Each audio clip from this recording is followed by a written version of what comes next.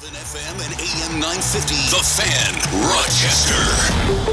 Always live on the free Odyssey app.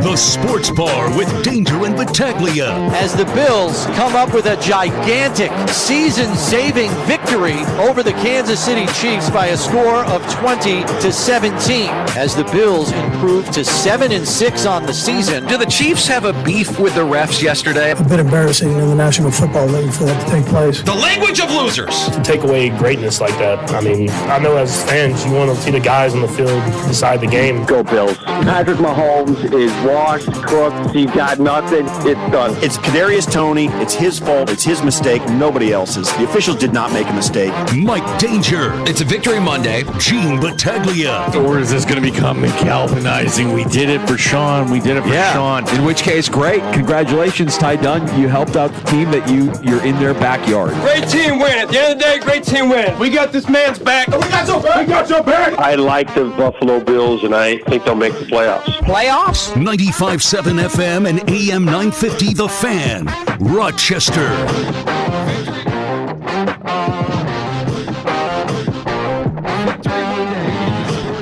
With Danger and Battaglia. We're glad you're with us and listening along here at AM 950, 95.7 FM. The Fan Rochester on YouTube and on Twitch as well. I am Mike Danger. Over there, that's Gene Battaglia. Yeah, I guess no more can Buffalo Bills fans complain and say that the officials are out to get us specifically. Yeah, right. Well, I mean, you look around the NFL and there is one constant. That one constant is officiating is bad everywhere you look. But in the case of this call, the call that everybody's talking about today, the offsides call on Kadarius Toney, hey, the officials got it right. Why is this a big deal? Because it's the way Mahomes was acting after the game, the way Andy Reid continues to act today, and even Andy Reid today in talking about the call, admitting that Toney didn't check in with the official before the play. Every wide receiver has that ability to just look over the line judge, give me a thumbs up. You see it. We see it Friday nights in high school football. It's one of the first things they teach you. Am I lined up correctly? And you just, the thumbs up, you see Diggs do it, you see others, and the official, if they give you a nod, if they don't tell you anything, then you better think twice. And Toney didn't look over at all. He's completely blocking the ball. I think we can all agree it was the correct call. Here's my theory on it, Danger. Because Mahomes is so angry.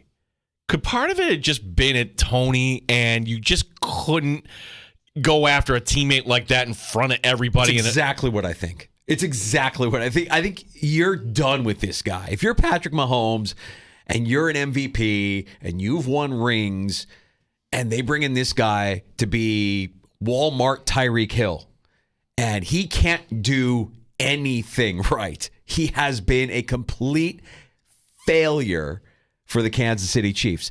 Mahomes has a higher standard, and he wants more out of his play. And this is the cherry on top. The drops throughout the course of his time in Kansas City are one thing, but this, and it drives him crazy because it happens on a play. Though let's face it, if that penalty doesn't occur and the Bills lost that game in that fashion, we're devastated today. Devastated. It's today. over. It's over. We're talking about major changes. One other thought on Toney.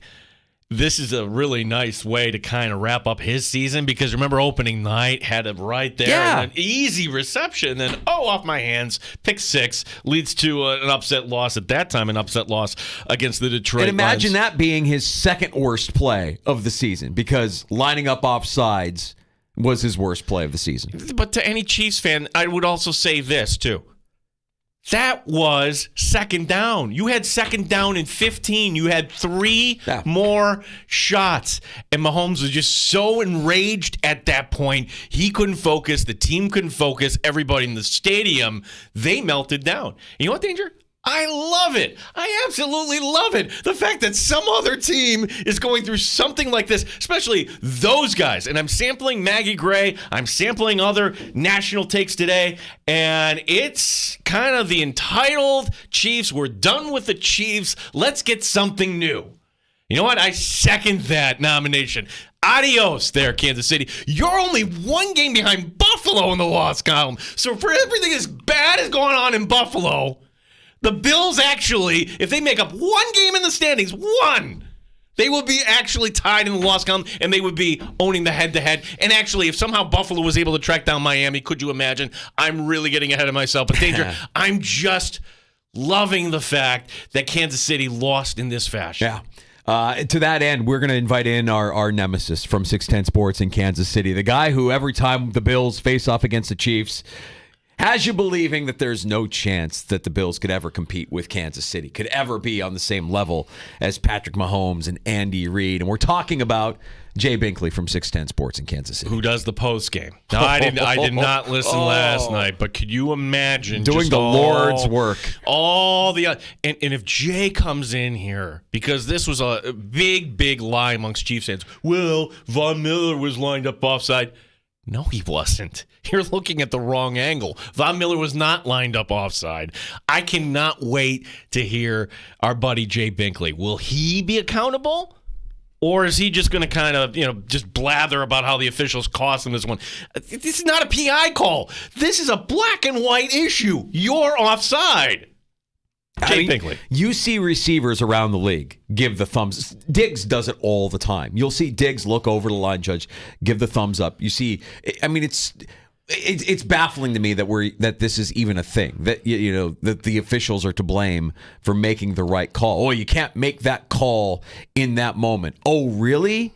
If you're the Chiefs and you're having that argument today, go back to the Super Bowl and talk about you can't make that call in the moment because you were the benefactor of a call made in that moment at that time, which, by the way, was the right call. The right call.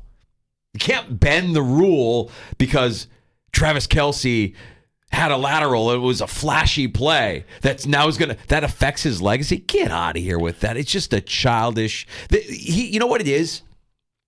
And I think this is the first time we can say this about Patrick Mahomes. It's embarrassing.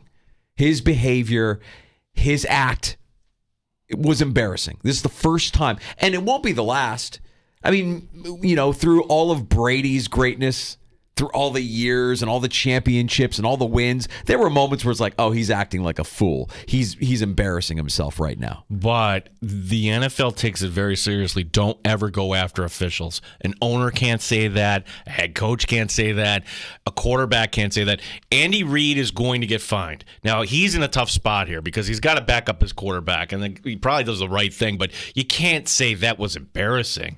How so? And today he walked it back a little bit. Well, too late. He's going to get that fine, and Mahomes should be fined too.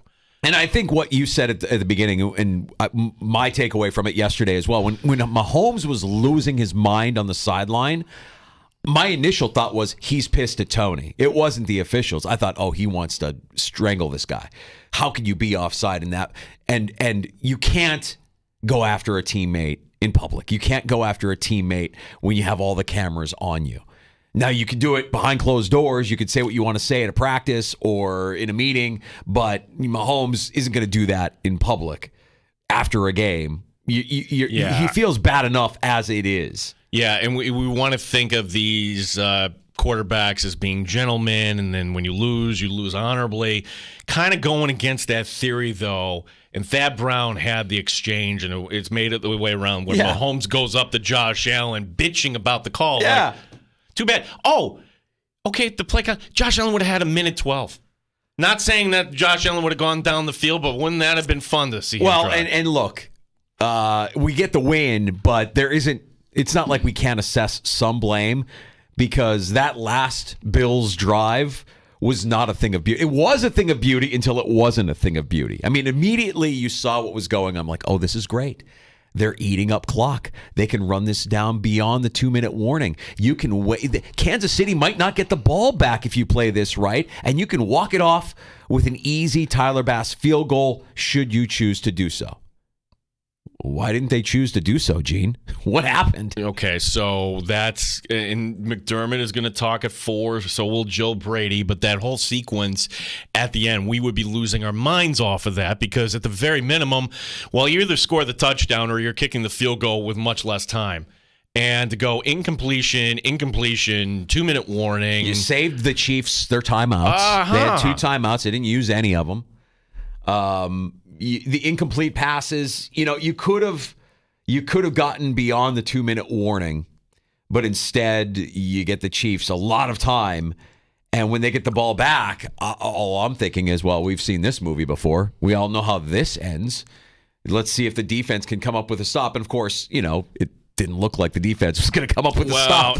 How you see this? We want to complain, I guess, about Gabe Davis or Deontay Hardy or what. They don't have anything outside of Kelsey and outside of the new kid Rice. Like, can we just say what happened to Sky Moore?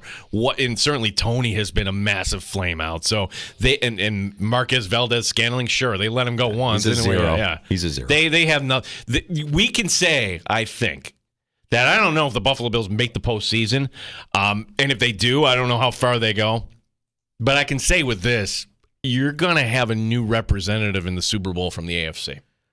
We'll talk more Bills with Alex Brasky of the Batavia Daily News and the Buffalo Bills Digest. Brasky joins us here in about 15 minutes or so. We'll get his takes from yesterday's game as well. Everybody take a deep breath. Bills won. 585-8664-FAN, 866-4326. The Padres did not get Shohei Ohtani. Too bad about that, Tim. Tim in San Diego. What's going on, Tim? Well, they never had a shot to begin with anyway. It's a fire sale now. Yeah, but they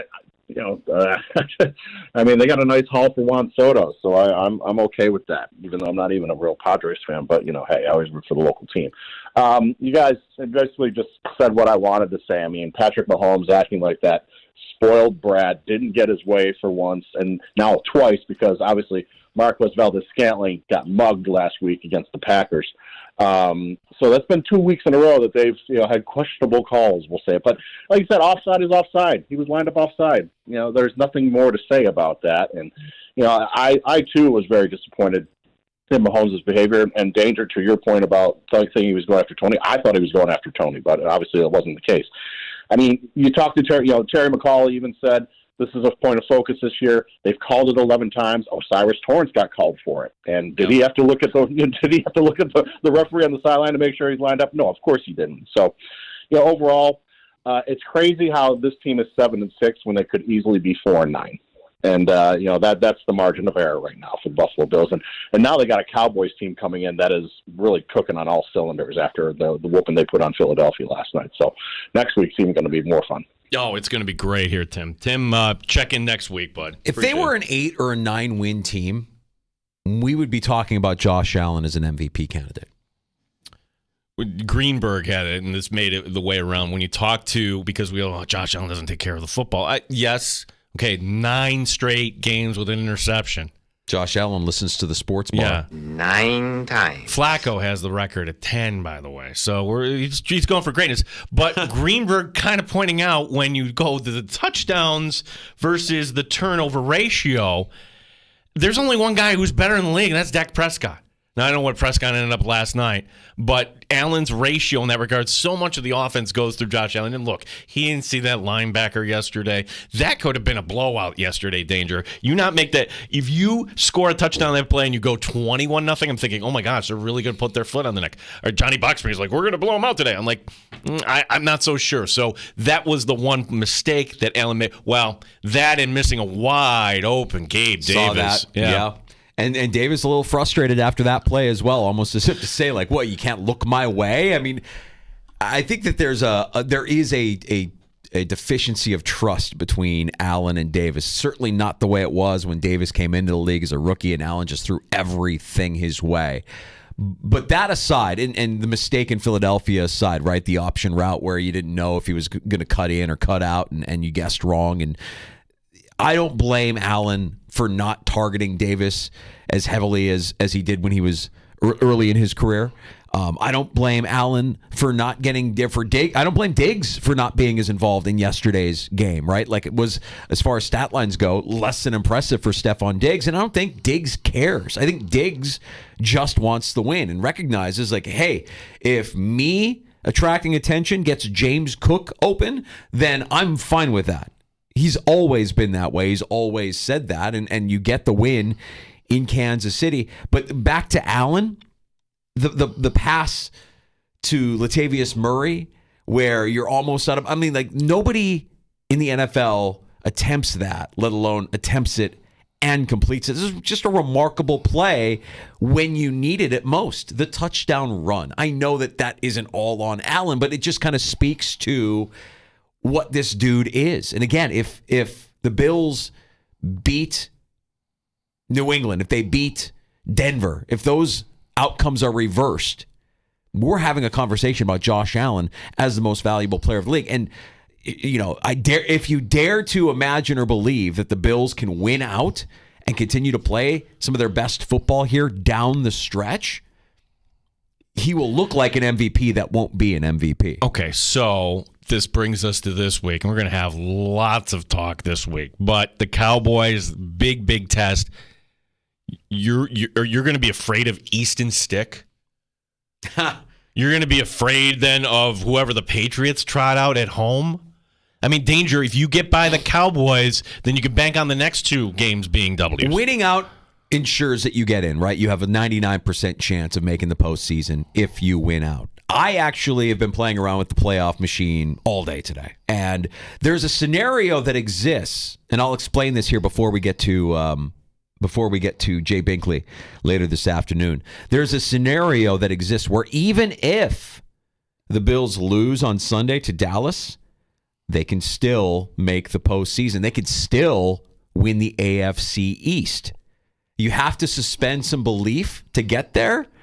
But when you look at the Dolphins' schedule down the stretch, one particular thing happens. This is, again, if the Bills were to lose to Dallas, how do you still win the AFC East? How do you still find yourselves in the postseason? Next week, Miami plays the Jets. Yeah. So I'm not holding my breath there. Even with the Jets performing the way they did admirably yesterday against Houston, a good Houston team. Our guy hit that right on the head. PJ Glasser Wednesday said, no. I was on with PJ yesterday, and I was thanking him Yep. profusely. PJ, thank you for the winners. Yeah. Thank you for the Jets. What was the other upset that I had yesterday? The Jets was one that PJ gave us, and the Bears. The Bears. How could I forget the Bears? I took the Bears and the points. I'm like, yeah, let's go. PJ's on the Bears. PJ's on the Jets. Bang. But the lost in the mix from that game, Zach Wilson played all right. He played all right. I'm not saying that I'm not going to tell you right now that the Jets can beat the Dolphins, especially given what we saw out of those two teams on Black Friday. But if you're willing to suspend your preconceived notions on Zach Wilson, I'm willing to say, I'll give him a shot. It's a divisional game. Why not? Let's see if they can go down to Miami and shock the world. And that's assuming that Miami gets the win tonight. And I think a lot of us are assuming that Miami gets the win against Tennessee tonight. It's crazy, but Bills at 7-6. They're right now in 11th place in the conference. Yeah. So of the last games, that being the NFC game, you need the others to pile on the AFC. But all these teams right in the middle are farting around. Cleveland at 8-5 with Joe Flacco is interesting. Pittsburgh at 7-6. They look like they're ready to flame out. Indianapolis looks like a fraud. Houston would be fun if they get in. I'm not so sure. Denver's the problem. Denver's a problem. Denver and Cincinnati. The two teams you lost to. That's right. Those are the two problems. And with Cincinnati, I mean, I know it's easy to look at the AFC and say the Bills should get in because look at all these teams in front of them that are playing with their backup quarterbacks, whether you're talking about Cleveland, whether you're talking about Pittsburgh, Cincinnati is different. Jake Browning isn't playing like your backup quarterback. Like that, he's playing like he should be a starter in the NFL next year. I don't know that he should be, but he's playing like he should be.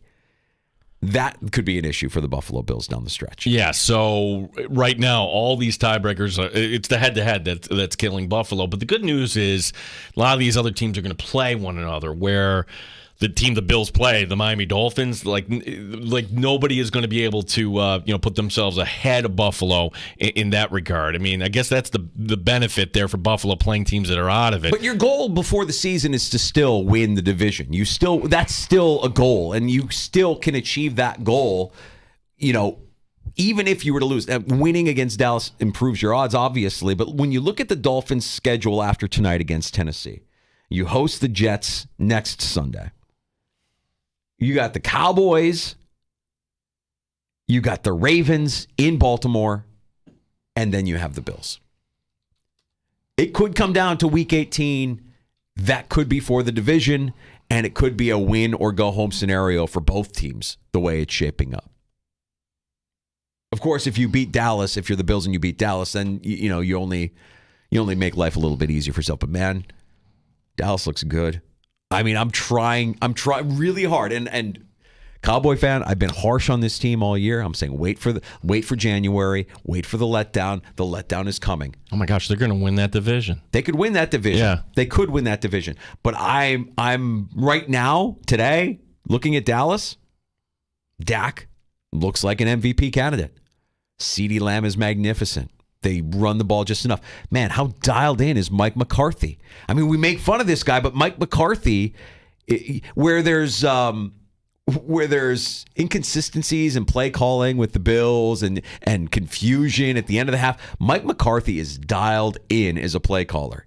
You watch him, right? Like, he's got that next play ready to go immediately after the... Like, there's a rhythm with how he calls plays. There's a rhythm with how Dak is playing. And that's before you talk about the defense, who's been great. Dan Quinn will probably be a head coach next year in the NFL if he chooses to be.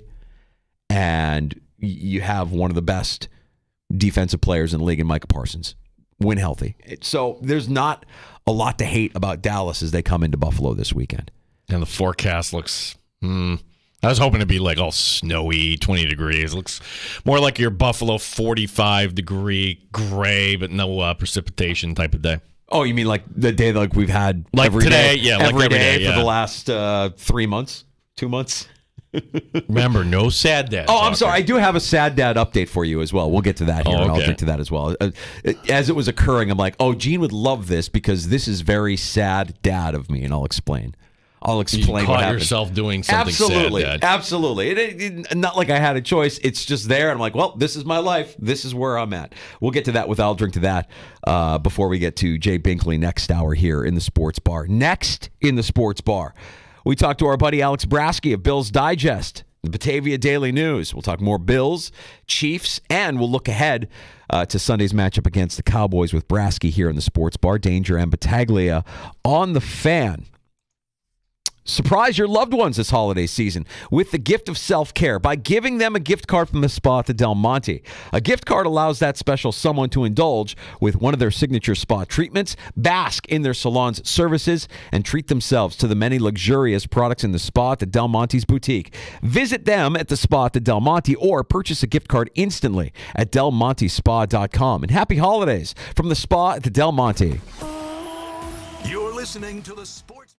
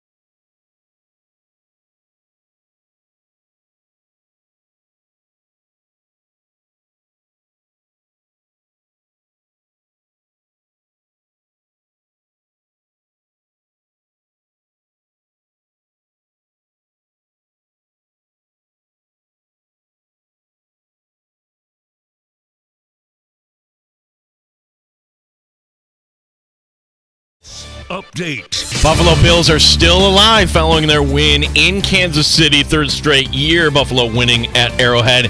Josh Allen says the postseason's already begun. We've been kind of approaching this as this is the playoffs for us. Every game from here on out is that important. We got to keep going. And again, we'll celebrate this one tonight, turn our attention towards the Cowboys tomorrow. Yeah, the Cowboys come to town this coming Sunday. We'll talk to Alex Brasky, Batavia Daily News, coming up next year in the Sports Bar. Monday Night Football, not one but two games tonight, both beginning at 8:15. You've got the Packers and the Giants, as well as the Titans and the Dolphins. We've got Sabres hockey tonight, Buffalo hosting Arizona. Brett Murray going up, Isak Rosane coming down. Our coverage will begin at 7 o'clock. Amerks next in action Wednesday. They play at Springfield. G. Battaglia on the Sports Leader, 95.7 FM and AM 950, The Fan, Rochester. Straight up with no chaser. You're in the Sports Bar with Danger and Battaglia on the Sports Leader, 95.7 FM and AM 950, The Fan, Rochester. He rebounded from last week in terms of the passing game, and that showed up in practice. Like I mentioned earlier in the week, he's growing, he's developing. It's a joy as a coach to watch a player continue to take steps in terms of his development. Buffalo Bills head coach Sean McDermott on the growth and improvement of his running back James Cook, our man on a mission, who may have had one of his best games as a pro. 10 rushes, 58 yards, 5 catches, 83 yards, and a touchdown. That's 141 yards of offense for James Cook, who helped guide the Bills to a win at Arrowhead. The Fan, Rochester's Man on a Mission, brought to you by the Open Door Mission. Go to opendoormission.com to see how you can guarantee a win for someone today. Guy always wins. Talking about Alex Brasky, Bills Digest, and the Batavia Daily News, joining us here in the Sports Bar. And Alex, I'm sure you're just like Gino and I, just basking in the glow of all of the crocodile tears coming out of Kansas City today on a day where the story isn't the missed opportunities by either team. The story is you're going to call offsides on Kadarius Toney. The right call, by the way. How are you, Alex?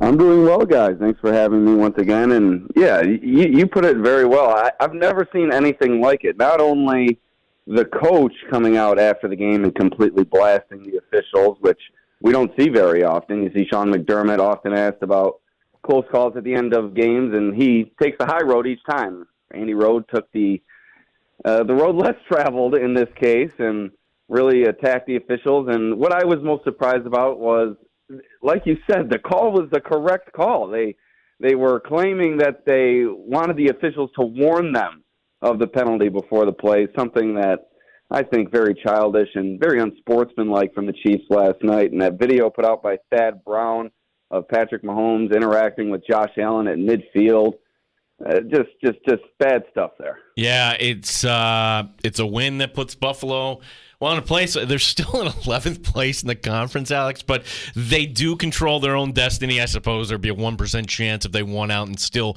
it could not get in, but it could have very easily gone the other direction. What would we have been talking about today? And number one on my list, what was that play calling sequence there toward the end of the first half? We've been talking about how Joe Brady has done a better job, but Alex, that just seemed like a situation where you run the ball, you run some clock down. By the way, James Cook was having a fantastic afternoon at the running back position, both carrying it and receiving it.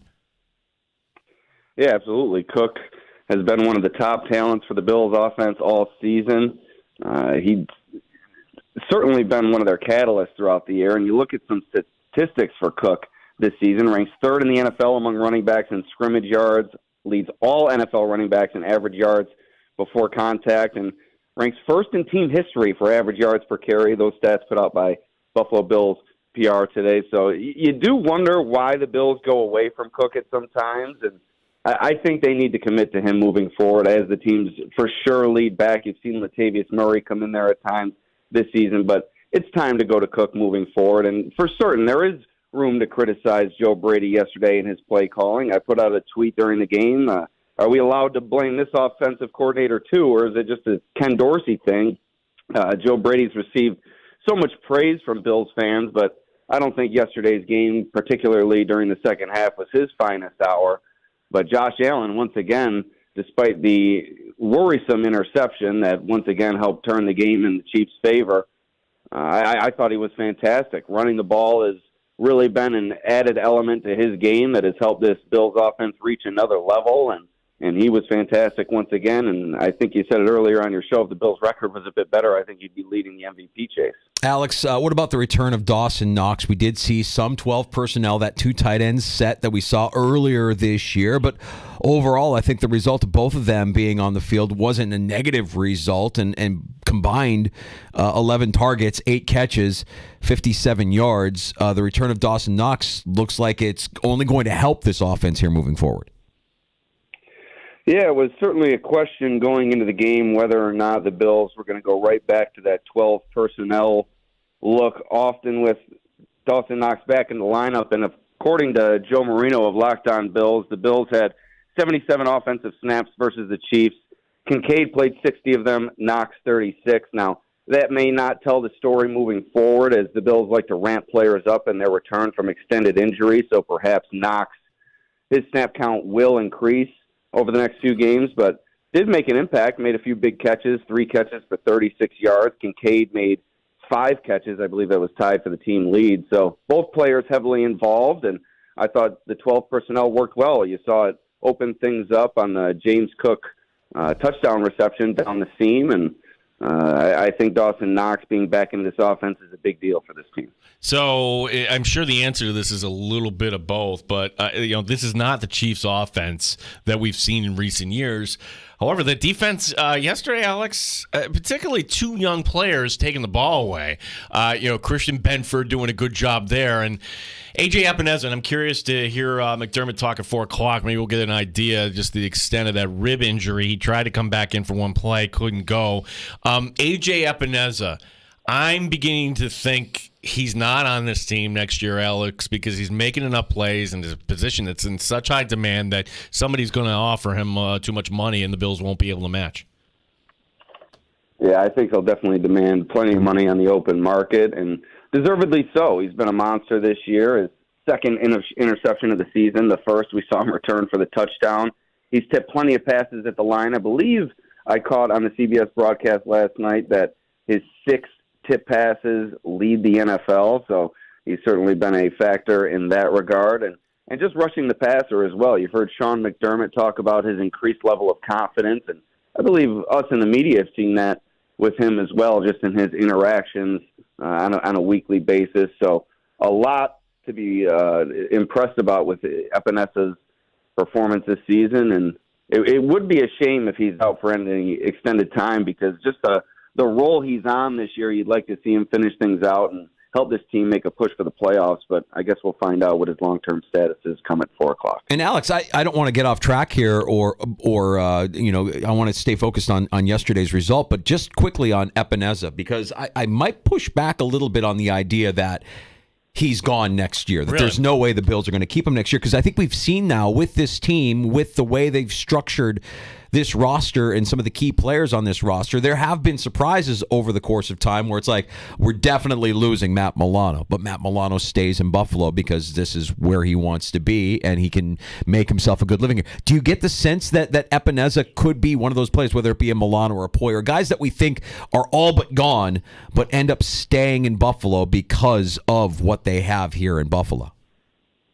Yeah, there certainly has been a precedent set for that. You mentioned Milano, and there have been others that have taken less money to remain in Buffalo with the Bills. And you've heard Epineza speak glowingly of his time with the Bills time and again, and I think the Bills are a lot of the reason why he's made such a jump here over the past few years, particularly this year. I think their player development has been really good in this case. I think they've taken their time with Epineza, and now this year they've given him a chance to break free, and that's what he's doing. So I think he's in a good position here with the Bills. The system seems to fit him, and the Bills' growing pass rush really gives him an opportunity to flourish and takes the attention away from a player of his talent. So I think this is a perfect place for him to succeed. I guess time will tell whether or not he remains, but I think you make a good point. I think this could be a player that we could see feel comfortable in Buffalo and and have that be a determining factor in his decision come the offseason. Yeah,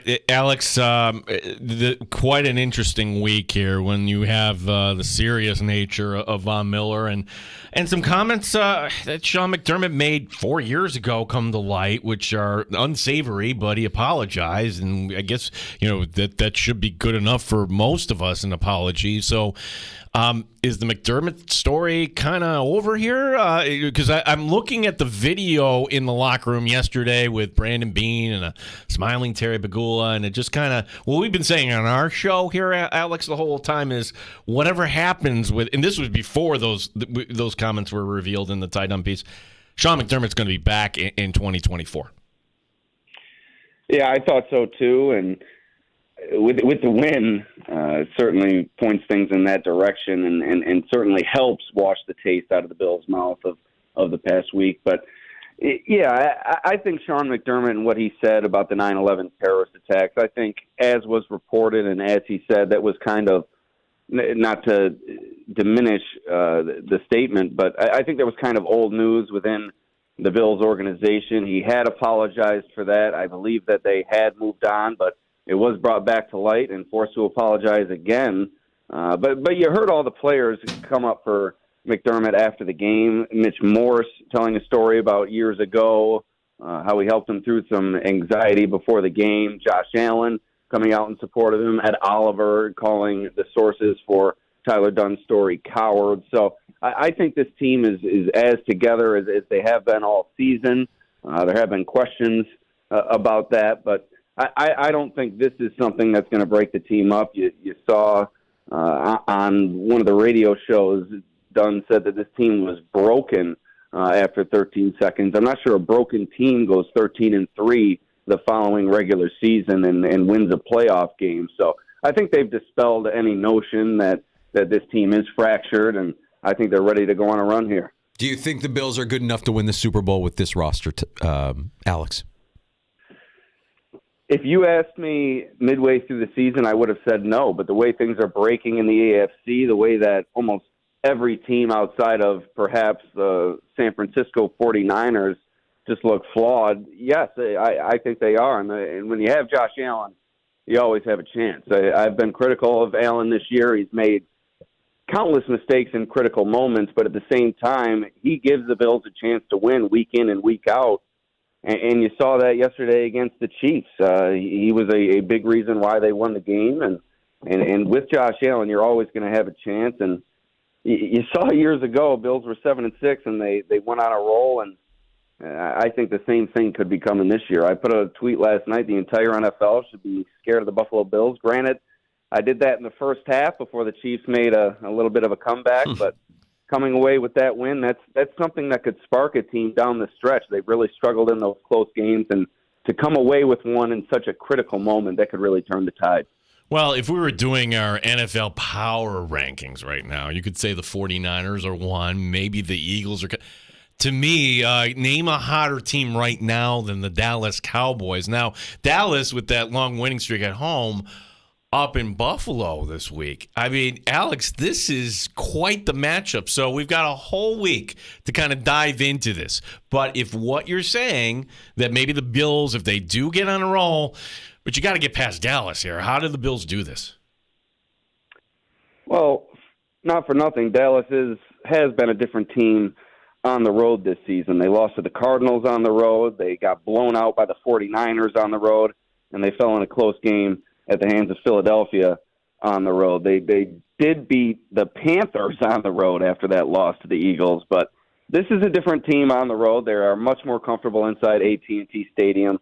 Dak Prescott's been incredible this year. He was incredible once again last night. There's no way around it, but the Bills seem to be finding their groove at the right time, and conversely, as Dallas has not played well on the road, Buffalo's played fairly well at home this year and throughout the past several years, so I'm expecting the Bills to put up a good effort against the Cowboys come Sunday, but by no means will this be an easy matchup for the Bills. The Cowboys' defense seems to turn over teams like crazy, and they really complement Prescott well. So this will not be an easy matchup for the Bills, but once again, a critical matchup for the Bills. Seems like everybody in the AFC is 7-6 at this point. Alex, want to make sure you have time for Sean McDermott here, who's coming up at 4 o'clock, and we know you got a lot that you're working on there for the Batavia Daily News and, of course, Bills Digest as well. What can we check out this week that you're working on here in advance of that matchup against Dallas? Hey, you can follow my coverage throughout the week. Any big news that stems from practice at One Bills Drive. You can also catch up on my 7 takeaways from the game against the Chiefs. Bills Digest season review issue coming out postseason, but if the Bills are to advance to the playoffs, we will have a preview issue available digitally leading up to every game, and if they do make it to the Super Bowl, we'll have a print edition available for our subscribers. So look forward to that from Bills Digest. The dailynewsonline.com is where you can find the 7 takeaways and the weekly coverage. I appreciate the time, guys. Yeah, Alex, you're the best, and we'll see you out at the stadium on Sunday. Thanks, Alex. Sounds good. Alex Brasky, Bills Digest, Batavia Daily News, stopping by the sports bar, sharing some thoughts on a Bills victory Monday after they dispatch of the Chiefs at Arrowhead. To see some of those stats, Josh Allen against Patrick Mahomes, the first guy to give Patrick Mahomes 3 losses and 3-0 the last 3 years at Arrowhead. Nobody else has that on Mahomes. Like nice little stats there, where except in the games where it has a little bit more weight. The Bills have had their way against Kansas City on the road. And the Bills won as an underdog. They finished like that. The line was very slim. You got to go back to that day after Christmas game, the Isaiah McKenzie game against the Patriots. Winning a 1-score game for the Buffalo Bills always seems like the most challenging thing for them to do, but when they do it, it does feel a little bit satisfying. And God, I really, really struggle with what life would have looked like today if Tony wasn't offsides and that play was executed the way it was. Because when it happened in the moment, weren't you just like, oh, geez. No, I'll do you one better on that. What if he was offside and there wasn't a flag? Oh, Jesus. Oh, my gosh. And then we've been, our position on our show is don't bring the loser energy. And that would have been one that would have been hard to defend, where people would have been upset. Again, I would probably, so if in that scenario, we would be talking a lot about the mismanagement of the clock at the end of the second half by the Buffalo Bills. That 4-minute offense wasn't really up to snuff, especially as you approach the 2-minute warning. You could have eaten up more clock. Mm-hmm. You gave them the ball back too quickly. Haven't you learned from your mistakes in the past that you can't give Patrick Mahomes that much time? I think that's what we would have been talking about if we weren't going to be complaining about a missed call on a Kadarius Toney lining up offsides. Also, you and I disagree on this one. I think it was a drop by Latavius Murray. Oh, no. I thought that was a catch. No. He doesn't have, it's kind of bobbled, and was one of those, well, that's the way they called it on the field, so you kind of got to hold it. If it got overturned, I would have understood. I guess I would have understood as well, but it looked like a catch to me. But again, it's the NFL. What is a catch? And the great thing about all of this is, for the NFL's point of view, we're talking about this not in a positive way with the officiating. It feels like it's a joke, but it's only going to get heightened and more under the microscope as these games mean more in the postseason and as you get to the Super Bowl. And the NFL isn't going to change anything. They're not going to stop calling games the way they call games. Everything is going to remain status quo with officiating in the NFL. Can I make a suggestion, too, for the offense? Because, yes, it should be James Cook. And whenever Cook needs a breather, that's when you put in somebody else. Not this, hey, it's Ty Johnson's series. No. Every series should be Cook, and then if he needs a breather. But what about the breather? Who should be the next guy in line? I'm going to make a suggestion. At what point are you going to go to your secret weapon here on the practice squad? Oh, Leonard Fournette? Yeah, like at some point I'm looking at Murray, and we all like Murray because he's a Central New York guy, and he does some good things for the Buffalo Bills, but I'm just thinking, why they like Murray.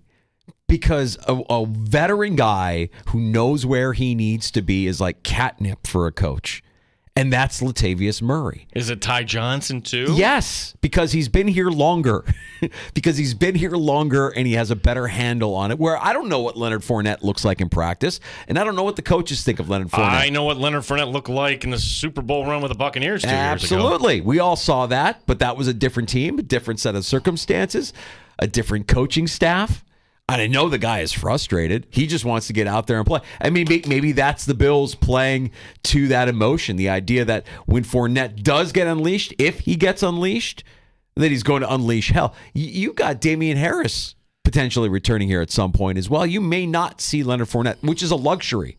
If it's an injury thing. I forgot about Damian Harris. Yeah. He just went to the land of IR like you never heard from him. Right. Yeah. He might come back and you might not even see Leonard Fournette this season because why? Do you need him?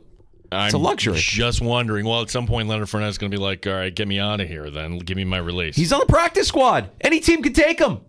Any team could take him right now. Well, Joe Flacco was demoted to the practice squad today, and it's just kind of roster gymnastics in Cleveland. So why wouldn't you try to screw the Browns if you're the Steelers? No, honestly, like if you're going to play roster gymnastics like that, like Joe Flacco's like, well, I'm not going to go anywhere. Not your choice, dude. Are there unspoken rules in the NFL when it comes to that?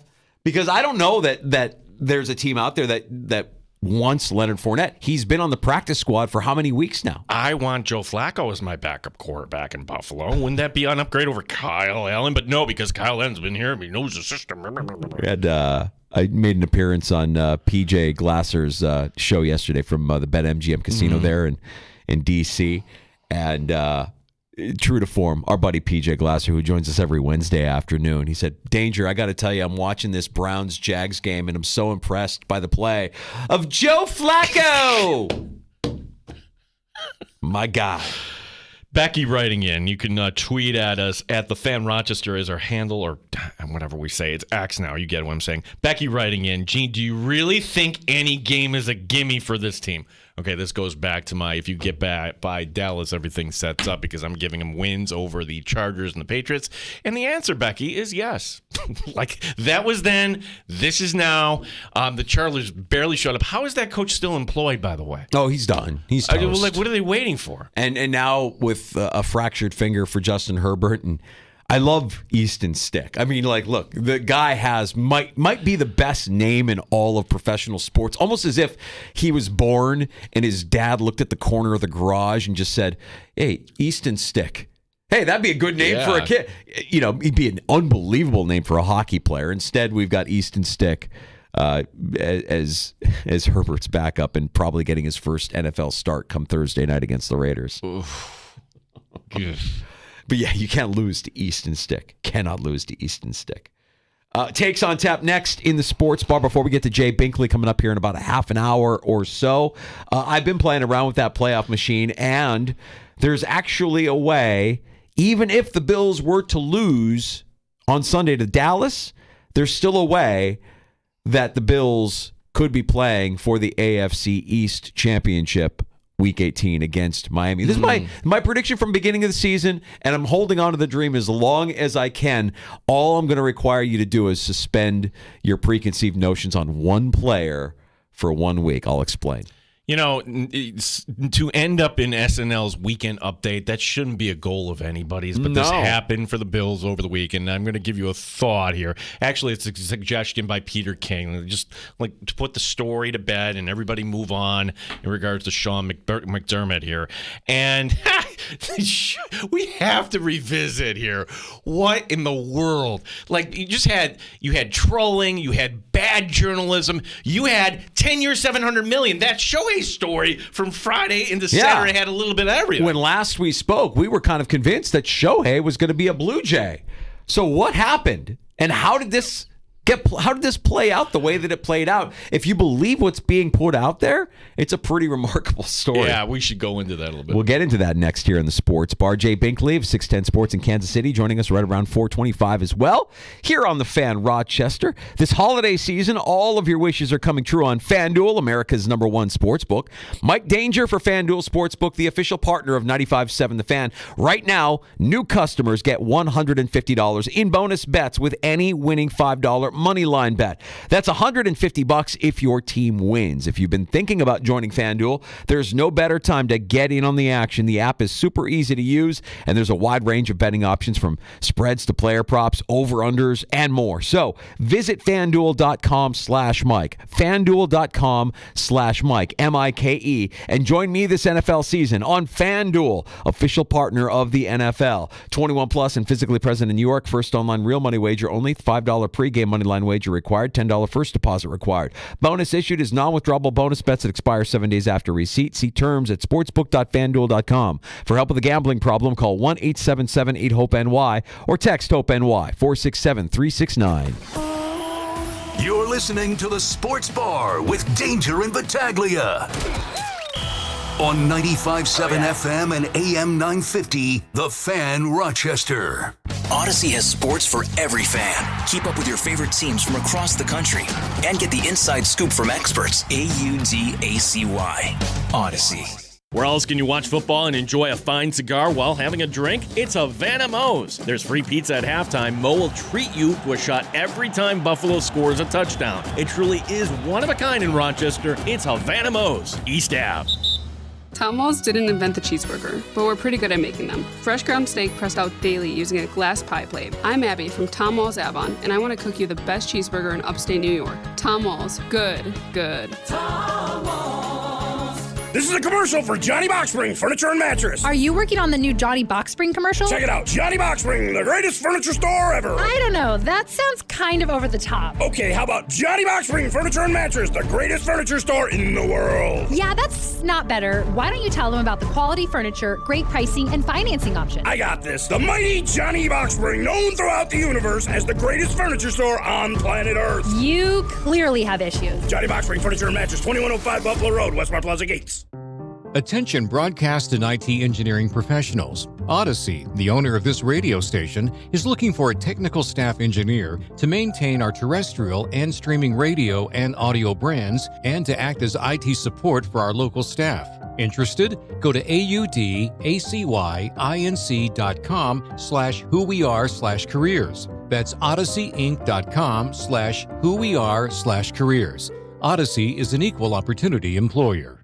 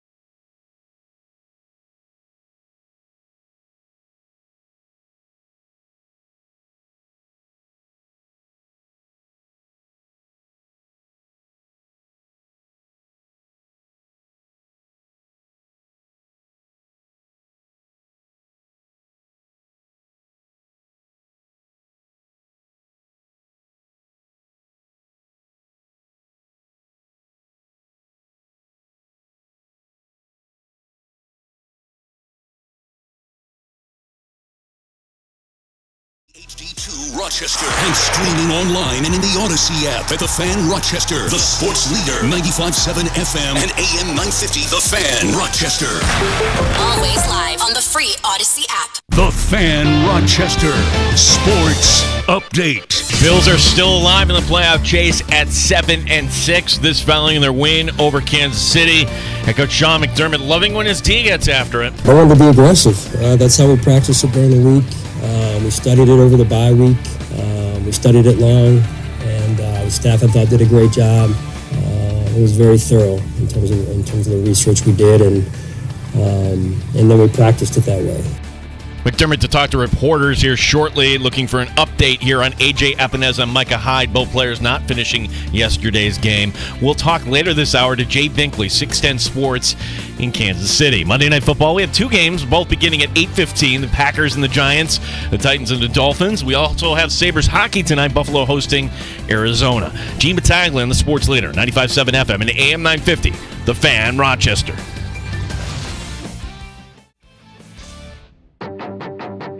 The Sports Bar with Danger and Battaglia. As the Bills come up with a gigantic season-saving victory over the Kansas City Chiefs by a score of 20-17. As the Bills improve to 7-6 on the season. Do the Chiefs have a beef with the refs yesterday? A bit embarrassing in the National Football League for that to take place. The language of losers. To take away greatness like that, I mean, I know as fans, you want to see the guys on the field decide the game. Go Bills. Patrick Mahomes is washed, cooked. He's got nothing. It's done. It's Kadarius Toney. It's his fault. It's his mistake. Nobody else's. The officials did not make a mistake. Mike Danger. It's a victory Monday. Gene Battaglia. Or is this going to become galvanizing? We did it for Sean. We did it for Sean. In which case, great. Congratulations, Ty Dunn. You helped out the team that you're in their backyard. Great team win. At the end of the day, great team win. We got this man's back. We got your back. We got your back. I like the Buffalo Bills, and I think they'll make the playoffs. Playoffs? 95.7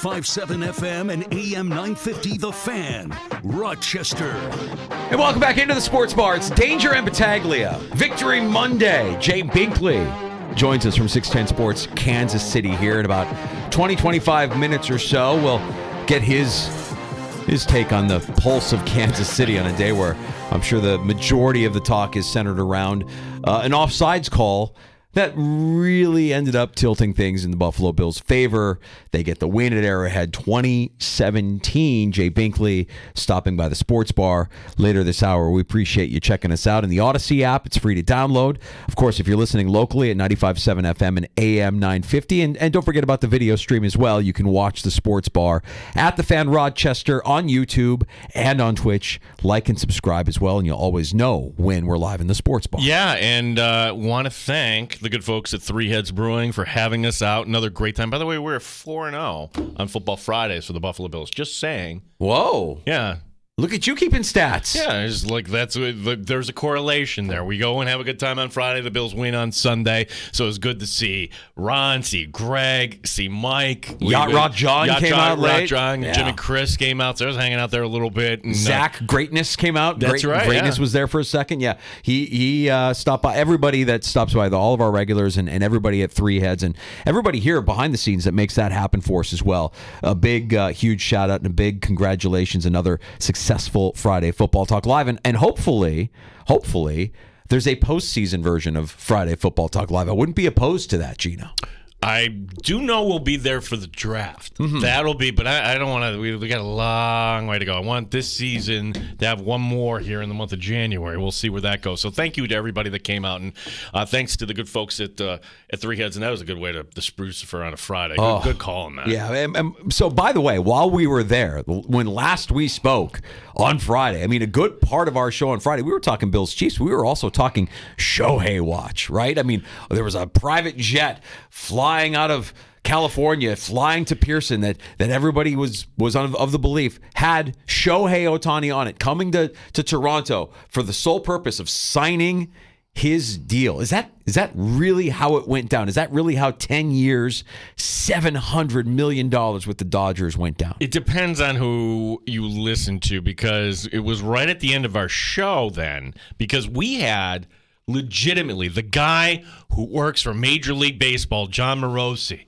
I don't know how you recover from that. Like when you're saying that Shohei Ohtani is in Toronto when he, in fact, is not in Toronto, and you actually work with, you could just call the team up and just ask here. But so that was as legit as you could think. No, that's actually not true. He's staying at home. Well, what happened here? Well, one theory, Danger, and we had some fun with this was just the ultimate troll job by the agents of Shohei Ohtani because the Dodgers didn't want to move to 10 years, $700 million. We're like, okay, well then you know what? We're going to go to Toronto. We'll see ya. Wait. We're going to up the offer. Now, we don't know if that happened because it sounds like a good plan. Yeah, ultimately there was somebody on it, and I don't think it was the troll job because it was actually a Canadian businessman. I don't watch Shark Tank.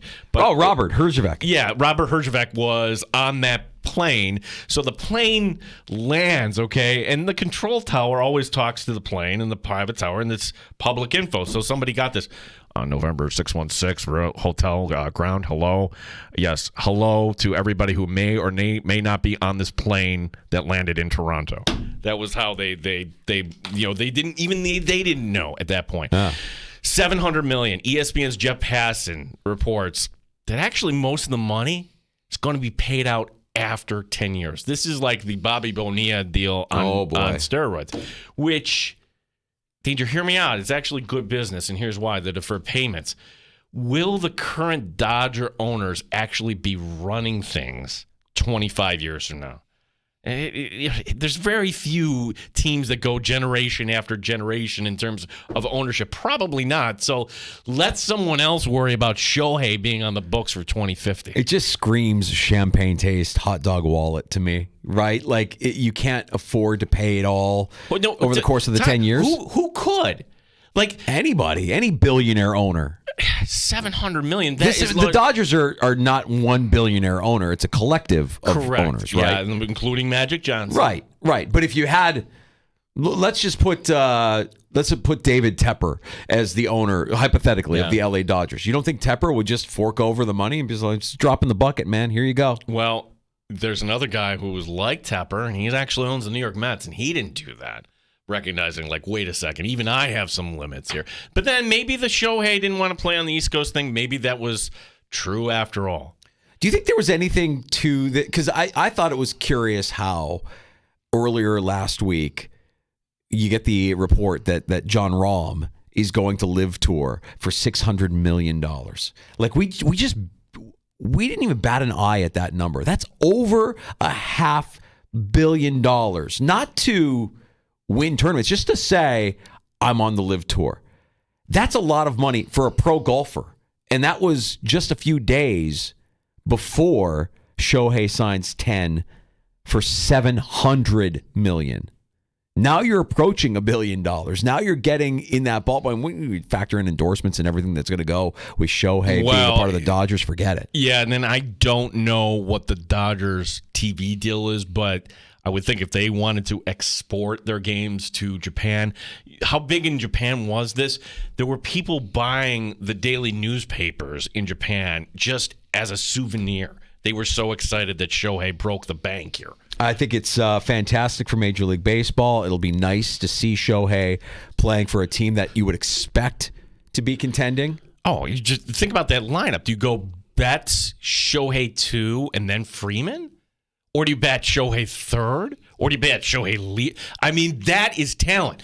Now compare to the team that lost. Is there a bigger gap in any market than Dodgers Angels right now? Let's just stop right there. The Los Angeles Angels should not be called the Los Angeles Angels. There's nowhere near. It'd be like us calling our teams the Buffalo whatevers, the Buffalo Amber. No, it's like you're an hour and a half away. What are you doing? You're in Orange County. There was something else that happened leading up to this, during this courtship, that I thought was interesting, and that was Dave Roberts getting scolded for talking about Shohei Ohtani. Yeah. Almost as if to say, I'm Dave Roberts, I'm laying my groundwork, I'm marking my territory. If Shohei's going to be here, I'm still the manager. Like, you got to recognize now, if you're Dave Roberts, the heat has been turned up. If you can't get a World Series, multiple World Series titles, so you're gone, man. We've got Shohei, we've got Mookie, we've got Freeman, we've got this great lineup. There's no excuse. You're winning multiple World Series titles. Dave Roberts is going to be feeling more heat than any manager in Major League Baseball. As he should. And I look at that division, like if you're a Giants fan, you're left at the altar again. And for Jays fans, that was a fun week, was it not? That was like you were relevant for 1 week. Well, yeah, and you got outbid. I mean, let's face it, there was a number that they had in mind. They wanted to get to that number. We were saying all along, $500 million is the starting point. And how much is it actually going to grow? Wow, 10 years, $700 million. It's amazing. You say something with tongue in cheek, okay, in the sports bar, and I'll get to this. You know where I'm going with this. There is one guy that's left behind in Anaheim right now. If you're Mike Trout, you can't win there. You can't win. Do you not value winning, or do you just like the weather and no media pressure, and you'll get your 25, 30 dingers every year? Yeah, he's a great baseball player. He's not a winner. Great baseball player, not a winner. That always upset me because it's baseball and one guy cannot, line up with 9. You're only batting 1 out of every 9 times, but you should be asking out, right? I would think the Angels ownership is like, hey, do you want out? This is professional sports, man. If you want out, you can get out. There's always a way to get out. You could find ways out. I mean, we've had these conversations so many times. Oh, the salary cap in the NFL. Oh, this player can't be moved. No trade. There's a way. You can break through anything. If you really, really wanted to do it, you could really do it. Maybe he doesn't want to do it because he's not a winner. I would think that Mike Trout being available by trade and his contract now, it doesn't look that bad now that you're halfway through. He could help out a number of teams. I was playing around with the playoff machine here, and believe it or not, Gino, the AFC East can still be won by the Bills, even with a loss on Sunday to the Cowboys. Here's the scenario, and I know it feels like it's going to be unlikely, but let's suspend our belief for a second here and assume that Miami wins tonight. Next week, the Dolphins host the Jets. Now, given what we saw out of the Jets yesterday against Houston, we know that the defense is nasty, and Zach Wilson was serviceable. Are you willing to suspend your beliefs on Zach Wilson? Because I think... Gino, next. Am I crazy? Come on, you can't make your way through this. Am I crazy to think that the Jets can win that game? That their defense can slow them down? That they can actually win that? Now, you need the Cowboys to stay hot and then beat Miami in Week 16. Week 17, the Dolphins travel to Baltimore, which feels like a loss for the Dolphins, which leaves us with that Week 18 matchup between the Bills and the Dolphins, and that would be for the AFC East. And if you're the Bills... winning out, of course, gives you a 99% chance at the postseason. But even a loss to a very good Dallas team on Sunday doesn't mean that the postseason hopes are over. Another division title remains very much at reach. You're just going to want to pay a little bit closer attention to that Dolphins-Jets game next week. No, I'm not even entertaining it. I mean, I would think that maybe because I don't know what to think of Tennessee. Division game, Gino. Yeah. Division game. And that's, if I have an argument, it's that more than anything. It's a division game. It's a defense that isn't going to quit on their head coach. Robert Saleh isn't going to let those guys take their foot off the gas defensively.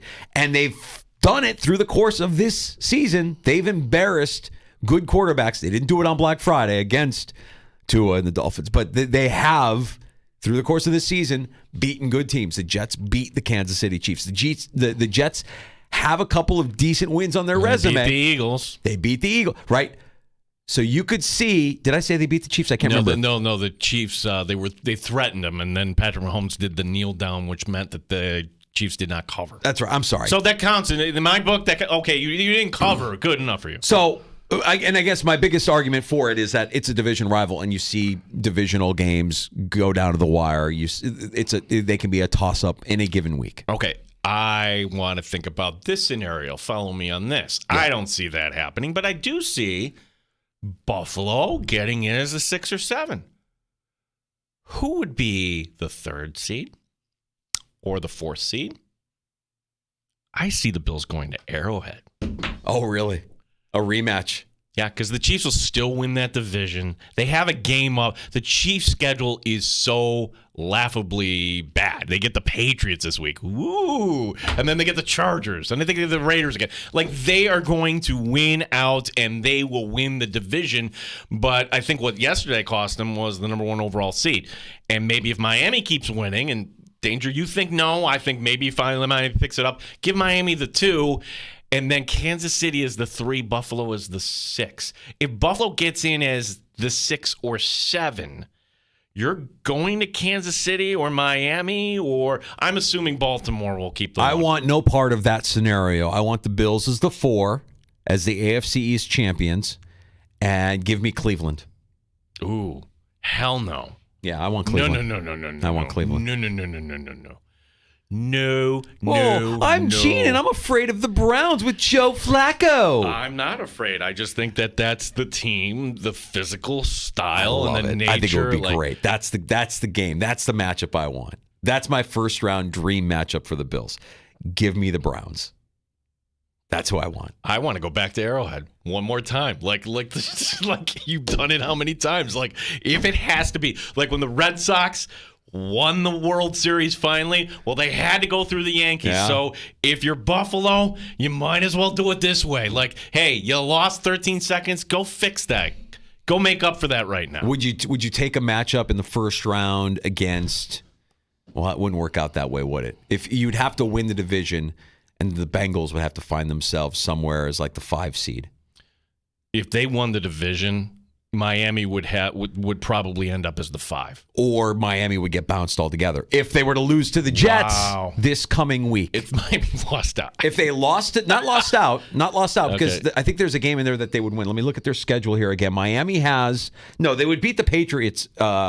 They would beat, no, who do they have here? They have the Jets, the Cowboys, the Ravens, and the Bills. Yeah, they would lose out. They would lose out. They would have to lose out. That's the scenario I'm painting, where week 18, the Bills win the AFC East and the Dolphins. Dolphins are not losing out. They could lose out. Why not? They've done it before. They've had late season meltdowns before. It's true. This league, who the heck knows? I love it.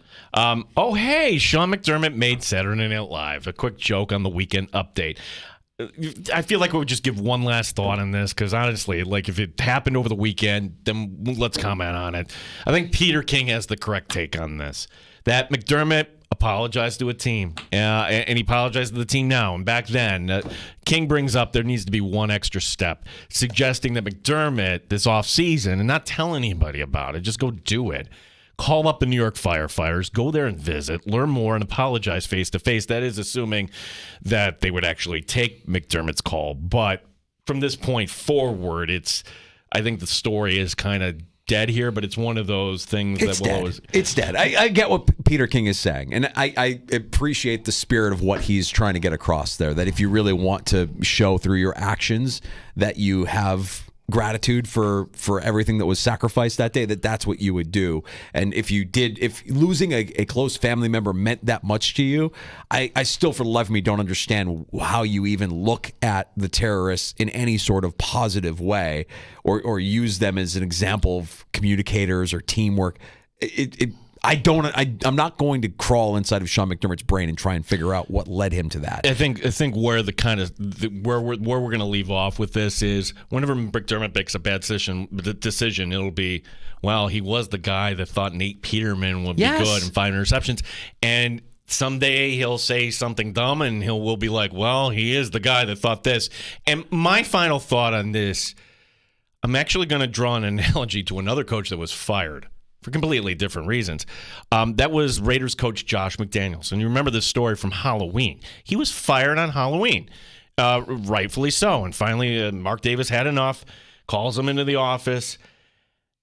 McDaniels has kids that are out trick-or-treating. And rather than just kind of wait until the next day or wait until, like, he calls the kids back home. You can't have fun tonight because daddy got fired. I need you here.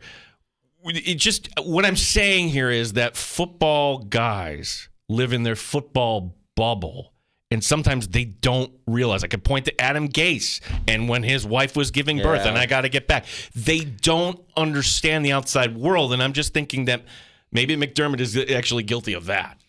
It's possible.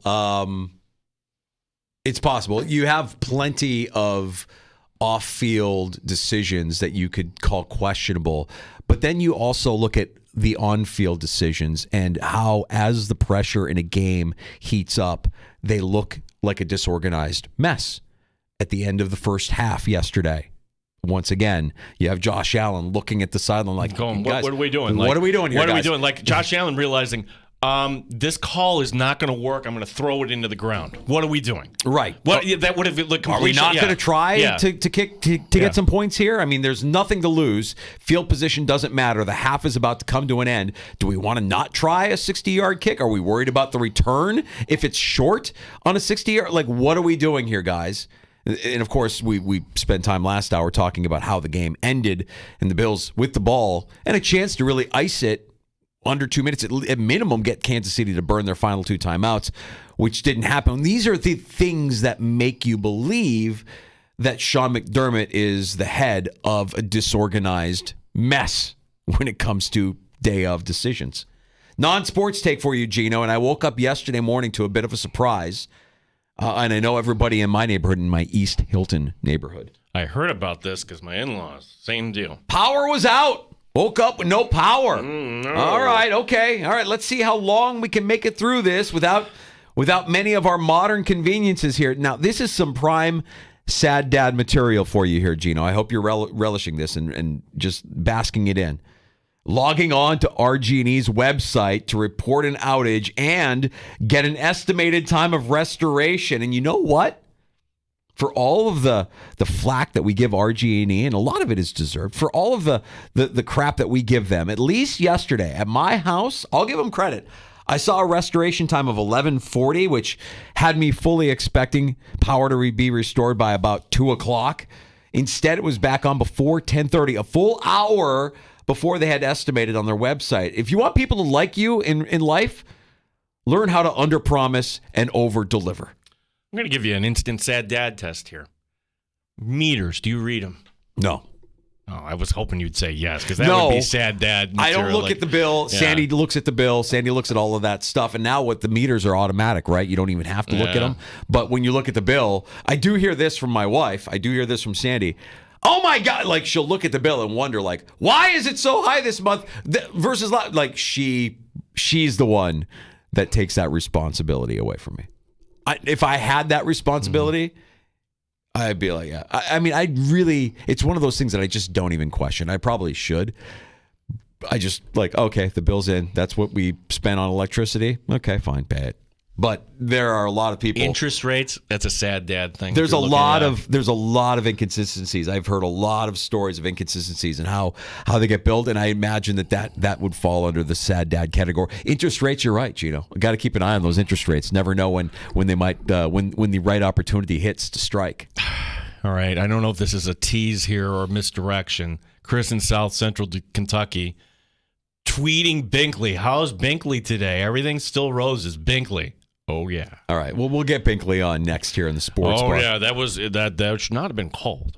Against this team, that quarterback, and this head coach, you don't make that call, fellas. Well, I'm more than anything with Bink, I want to know where he sees the Chiefs' lot in the AFC. Like, when you look around the conference and you have another set of data points to look at from yesterday, are the Chiefs the third, fourth, fifth best team in the conference? Where are they right now, considering that offense is a bit of a disaster? For the first time in a long time, you can say that about a Patrick Mahomes and Andy Reid-led offense in Kansas City. They don't look right, and they haven't looked right for the majority of this season. So we'll get Jay Binkley on next from 610 Sports in Kansas City. A follow-up from yesterday's Bills win at Arrowhead, 20-17. Bink next on the Fan Rochester. You're listening to the Sports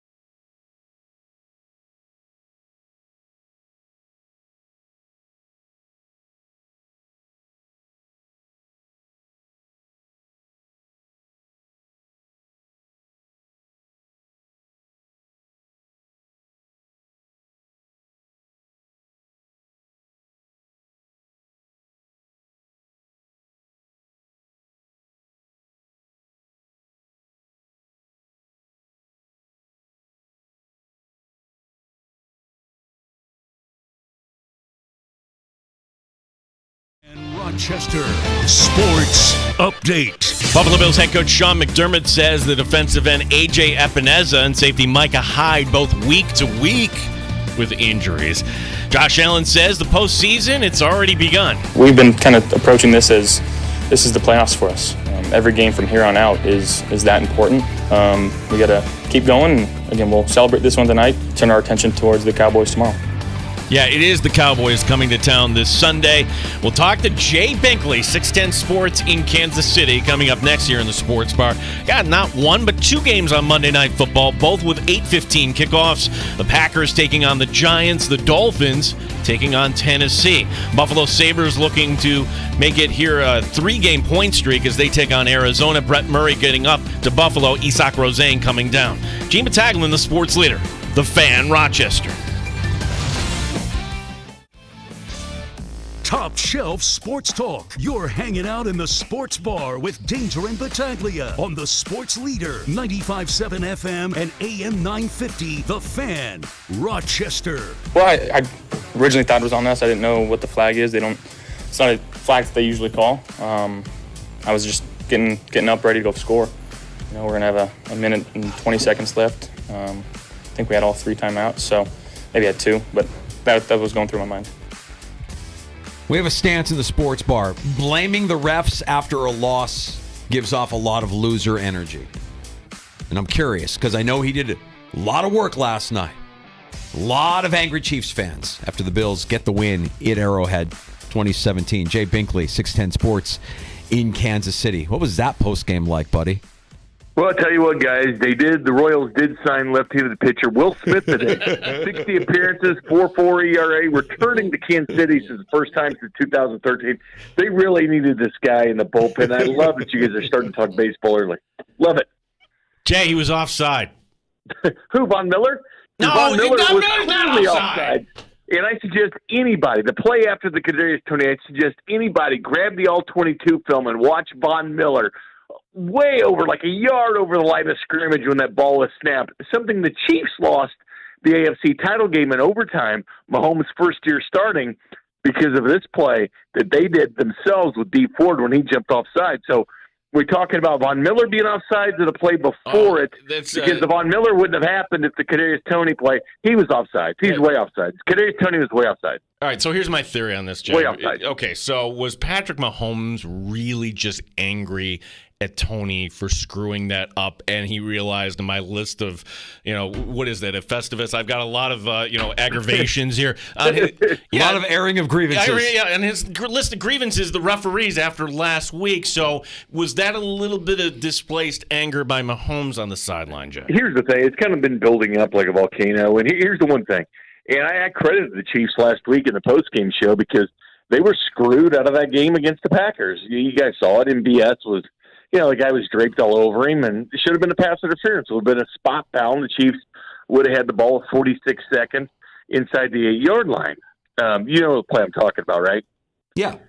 But afterwards, the Chiefs took the high road. Andy Reid didn't blame the officials. Pat Mahomes says, hey, I'm fine with just letting the guys play. And he said that even last night. Someone asked him about the Von Miller offside, and he says, who cares? Just let the guys play.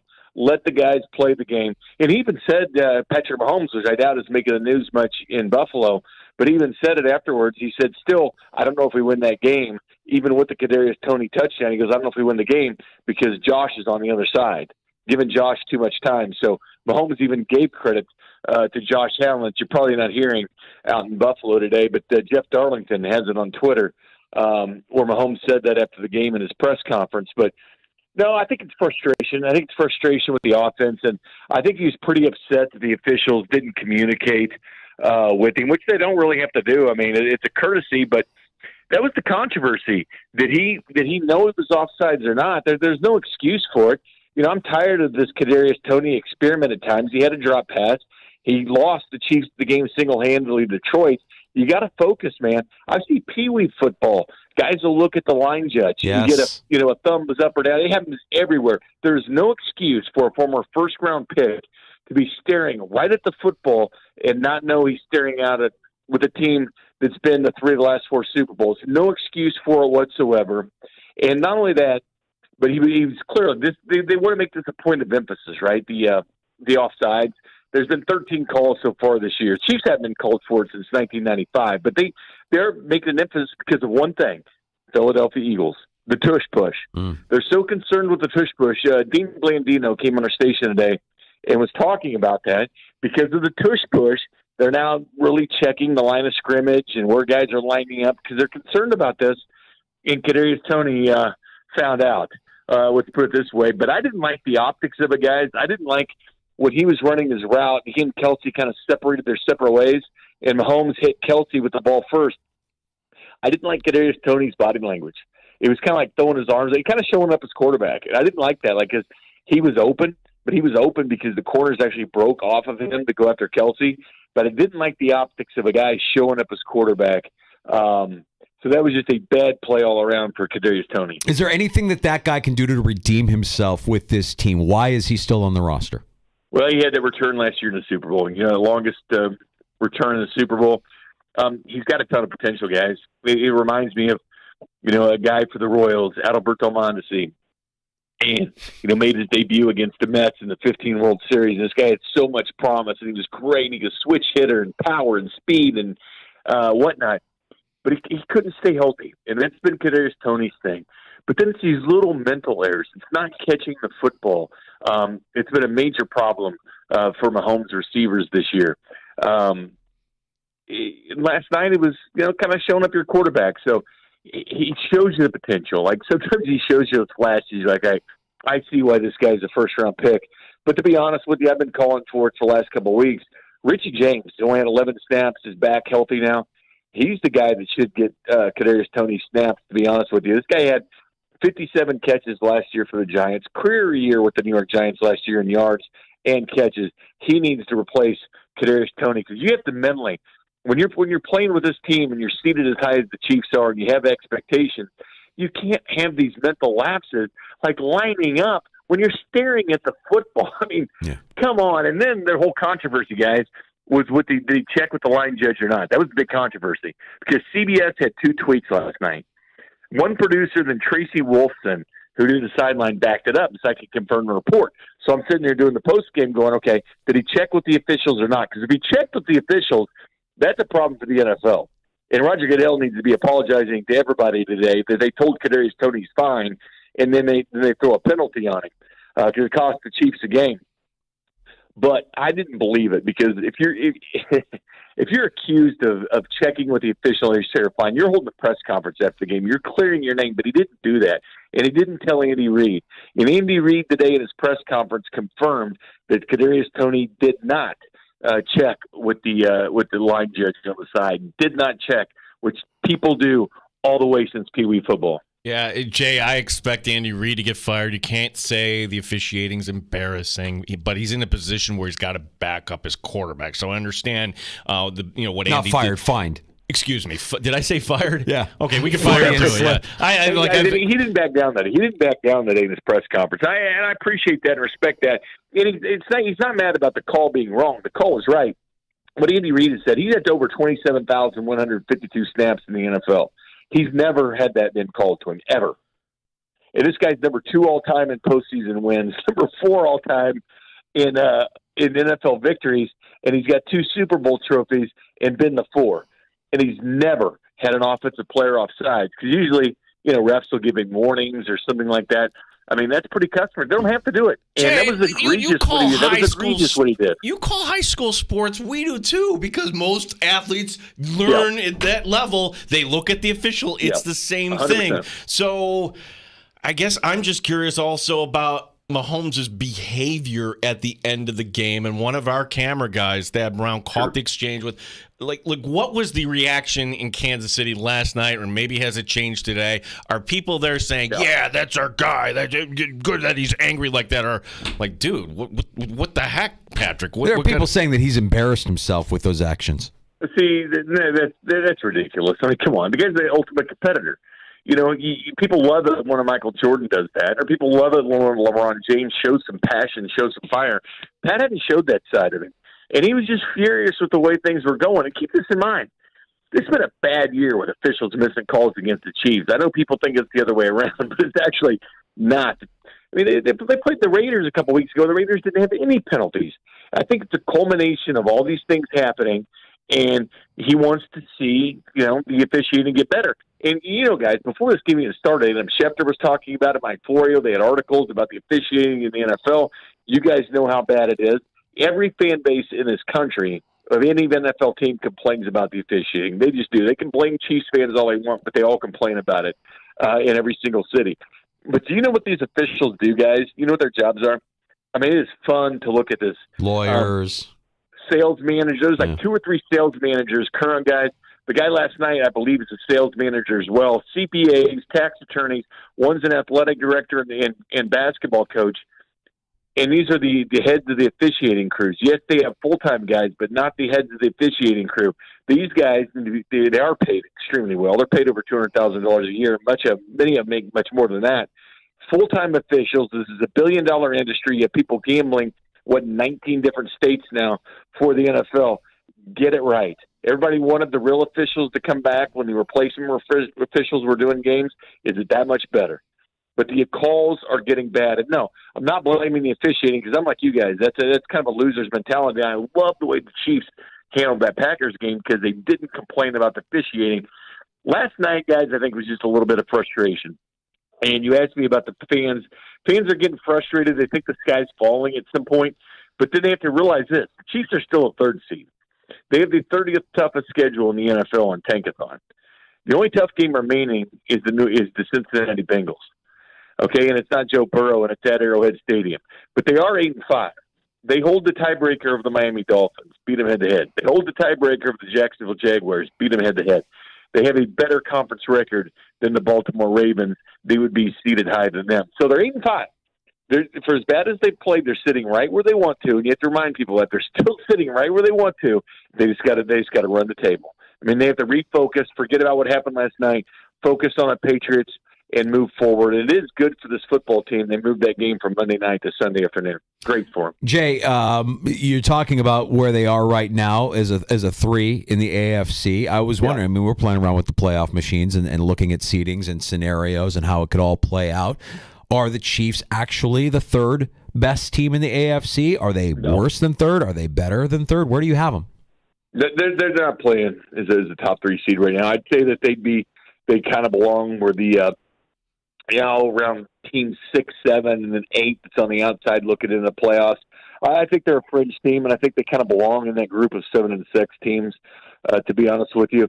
I think they belong more there than they do at the top, albeit they have beaten the Dolphins head-to-head. They have beaten the Jaguars head-to-head in Jacksonville. That was a road game for them. So, but again, it's what you're doing right now. I mean, everybody's got flaws in this league. Every team has. I mean, the Bills have games they shouldn't have lost. The Jaguars have games they shouldn't have lost. The 49ers lost 3 straight games, including to an XFL quarterback that's no longer on the team. Things happen in this league. It just don't usually happen in the month of December. But I do believe the Chiefs kind of belong until they can prove otherwise. Even that defense is very good. Told you guys for months it's going to be a good defense. Yeah. They don't allow over 24 points except for once. They're 3rd in the NFL in points against. But those Bills are no joke. This is the best team all around the Chiefs have played. Top 5 offense, points per game. Top 5 defense, points per game. Statistically, the Bills are a very good team, and I thought this was going to be a great matchup for the Chiefs. I don't know what's happened all year. I've seen as many games, as possible. But that's a good team, and that's a good quarterback at the helm of that team, and they played, I believe, their best opponent last night. Yeah, so Jay, we were playing around with this, and I could see the Chiefs, winning the division, but maybe you end up as the 3 seed, and I could see Buffalo. Now, if Buffalo wins out, it's like 99% they'll be in, and sure. Danger thinks that there's a shot at the division. I do not. Under the formula that they be a wild card Buffalo, would you sign up for the first round matchup 3, a Kansas City 3rd seed, taking on a 6th seed in the Buffalo Bills? At this point, no. Buffalo is the better team right now. I mean, Buffalo is better than the Chiefs right now. They proved it last night, and you can't really take the Kadarius Toney play out because that's what they have. I mean, the Chiefs are hurting a wide receivers. The wide receivers are hurting this football team at times. Right now, the Buffalo Bills are better. Now, can the Chiefs turn around like other teams in the NFL are and start to play good football here towards the end? Like the Eagles are going the wrong way. They're going the absolute wrong way. They've lost 20-plus points in back-to-back games. Exact wrong way. The Cowboys going the right way. The 49ers are getting hot. And this team, as I said, have lost 3 games before.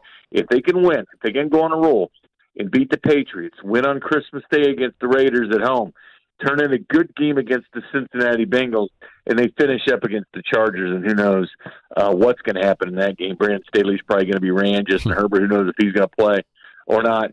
But if they can finish strong, I think the Chiefs can be a good team and get right back in their top 3. And I'd take the Chiefs in the postseason only because they've been so damn good in the postseason. I mean, they've been in the AFC title game 5 straight years, and they've only lost in overtime or gone to the Super Bowl. So I'd have to lean the Chiefs that way. But right now, the Buffalo Bills are better than the Chiefs. Jay, with all these teams at 7-6, 8-5, I mean, the conference is wide open. So today, I just wanted to get your take as to who are you believing in? Who's real in the AFC? Is it just Baltimore? Is that where the conversation ends? I think so. I mean, you look at, and again, if you go statistically, the Buffalo Bills belong there with everybody. I love teams that rate highly on both points per game on offense and defense. Now, the Ravens, last night when I looked, they were 7th, I believe, in points per game on offense. They were number 1 on defense. It's pretty good. That's a score of 8 if you added up their offense and defense. The Bills are sitting there at 10. The coaching is great. John Harbaugh is a great coach.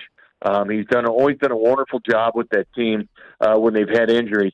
But they've had scratching losses this year, and it's really hard to comprehend. Now, we'll see what happens. I do think Baltimore right now is the best team in the AFC, but we'll see what they do going to Jacksonville, which you never know which team you're going to get, Dr. Jekyll and Mr. Hyde. Then they have to fly to San Francisco, another tough one. They still have to play the Dolphins. They still have to play the Steelers, and I know the Steelers just got pounded by the Patriots. Okay, but the Steelers did beat the Ravens earlier this year, and it is a rivalry game. So the number 1 toughest schedule in the NFL is the Ravens. Let's see how they kind of match up if they can go through this gauntlet of a schedule and finish up strong. But right now, I'd like to say Miami, but they just don't beat teams with winning records. They don't do that. They're very good against anybody else, but they need to prove it first because they're not proving it. No, Jay Binkley, 610 Sports in Kansas City. Last one for me, Jay, and it's the Pacheco question. How much did that affect Kansas City's offense not having your running back? Because I thought at times, why don't the Chiefs actually stick with the run a little bit more? Yeah, and Clyde looked fresh at times. And Clyde get hurt because they pull him out there. I think he went in as the 5th leading rusher in the AFC, and they have been leaning a lot more on Pacheco. He's been putting up more 100-yard games here. He runs so hard. He's been catching the ball well out of the backfield. I think it makes a difference. But Jerick McKinnon, this guy, he did play. Jerick McKinnon did. He had a touchdown. Guys, he had 9 touchdowns last year. All 9 came after December 1st. So this is when he shined. So getting the ball more to Jerick McKinnon, which he still played in this game, and a Clyde here and there, I don't think it made too much of a difference, to be honest with you. But they were able to run at times. Buffalo's run defense, 20th in the NFL. The Chiefs were 19th. I expected both of these teams to be able to run well in that game. But I think he could have made a bit of a difference. But the Chiefs were just so intent on really hammering the middle of the field, which they did, is exactly why they need Zach Ertz, guys. It's why Zach Ertz needs to come play for the Chiefs. I know he's not going to break anything wide open, but he does have 46 career NFL touchdowns. And he catches the football. Jay, I'm sorry, I'm negative. No, Jay, listen, man, you're doing the Lord's work with that pregame show after a loss like that. I can't imagine some of the calls that you had to deal with last night, and bitter after a loss, the way they lost and the way it all went down. Everybody's been there. We all know what that feels like. Certainly here in our neck of the woods as well. You got to rationalize it, you know. But you know how this works. I mean, we are going to have another conversation before this season is up. I feel like 100%. It's an inevitability once again. 100%. But you got to rationalize that. And you sit here and you go, how many teams in the NFL would like to be 8-5, be the number 3 seed? But in Kansas City, the expectations get to a certain point, and we all know, guys, the Patriots had their lull. They'd win Super Bowls, then go on a lull, and then they'd come back and be good again. It is tough to be good every year in the NFL. That's the Rams. They're finally coming back around after winning a Super Bowl a couple years ago. The Buccaneers, What happened to them? Of course, Tom Brady's gone. But these teams aren't backing it up. They're winning a Super Bowl, then they're going away. Like the Chiefs have been consistently good.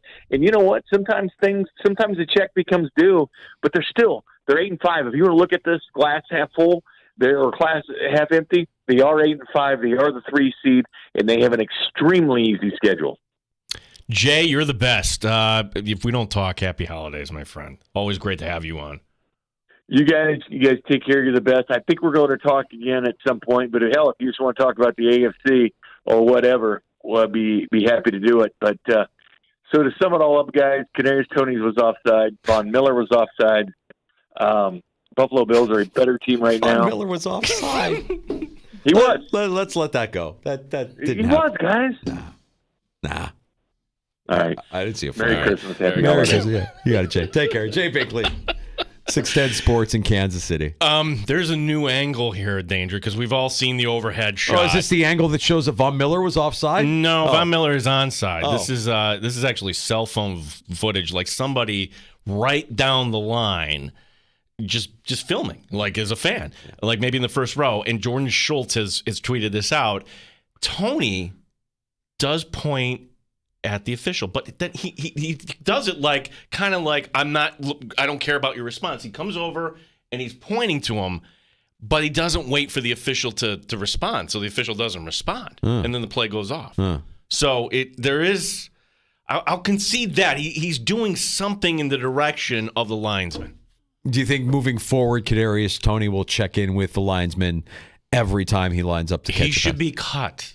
Okay, but if he's still on this team, you can't cut him because you invested when you traded for him. You made that investment, and it isn't panning out, which shocking. It's so sad to see something. I just want to point that out. What down was that? That was 4th down. No, it wasn't. It was 2nd down. Yeah, you had opportunities. 3 more chances to get a redo on. That's right. All right, we're going to get to happy hour next. We have plenty of time for your calls. It's a Victory Monday in the Sports Bar. 866-4FAN is the phone number. 585-866-4326. Plenty to get to. Your reaction to yesterday's game, and we start to look ahead to Sunday's matchup against those red-hot Dallas Cowboys. That's all coming up next on The Fan Rochester. You're listening to the Sports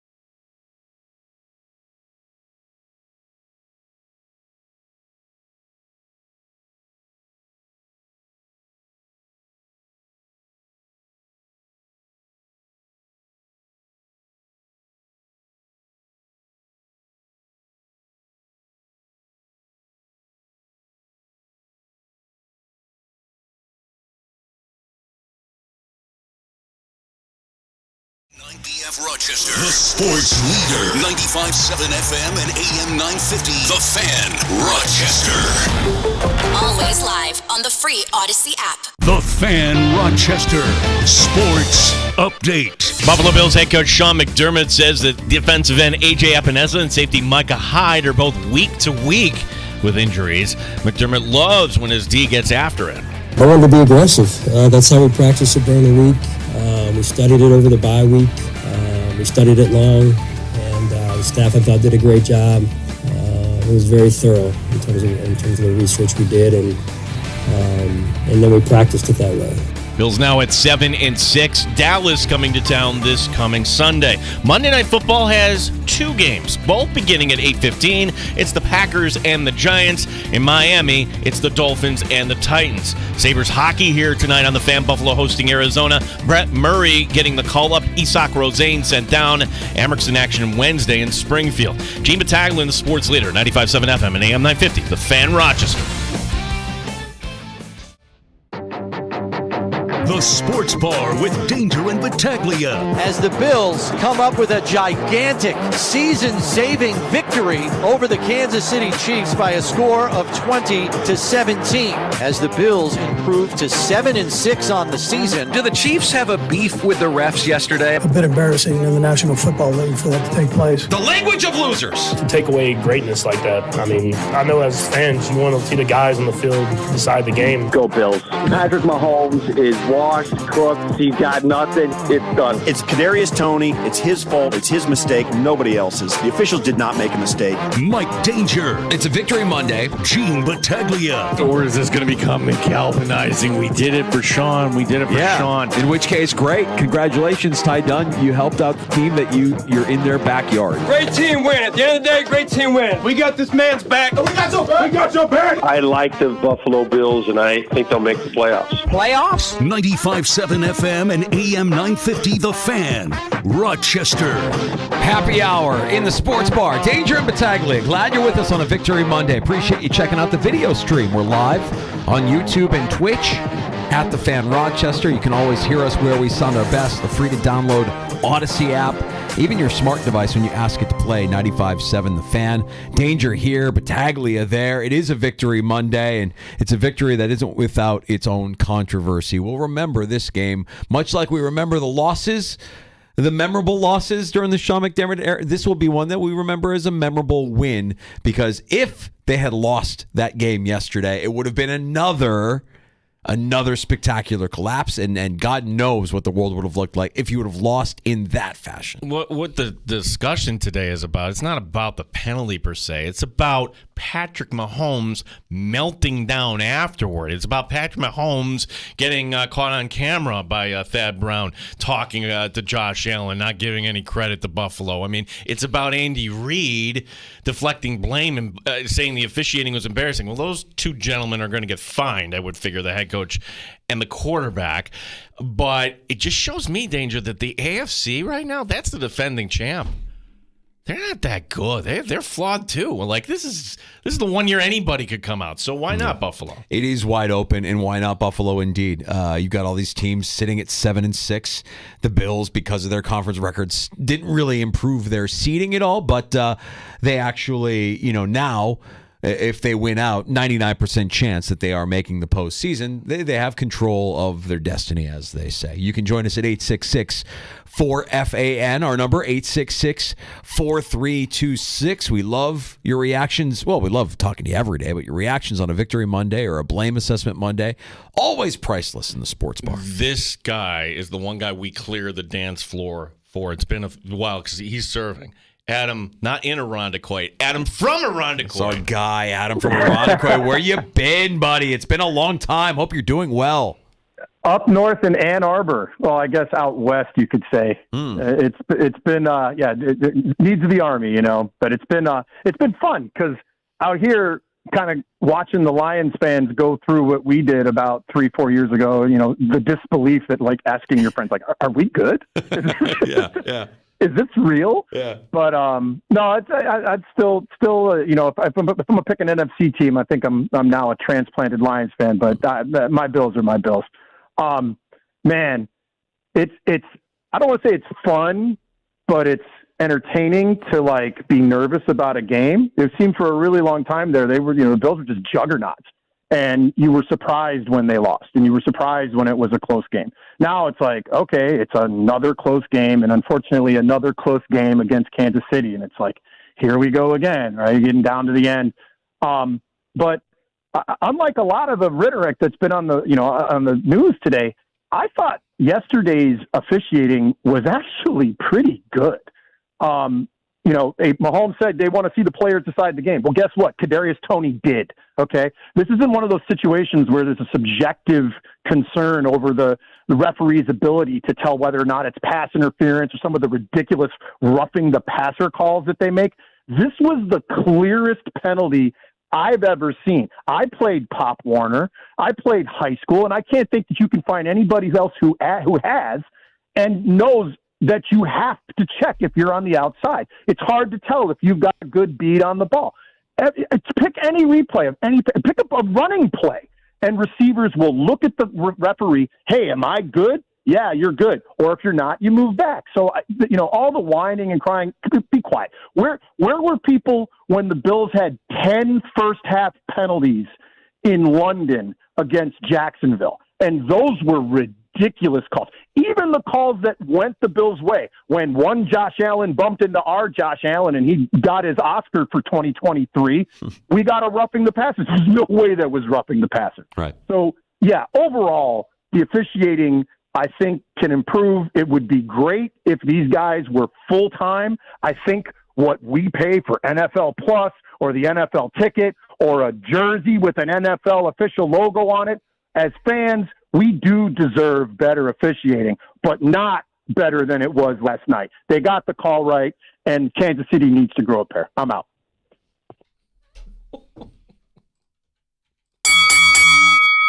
We need to hear from Adam from Irondequoit more frequently in the sports bar. He's one of our original regulars.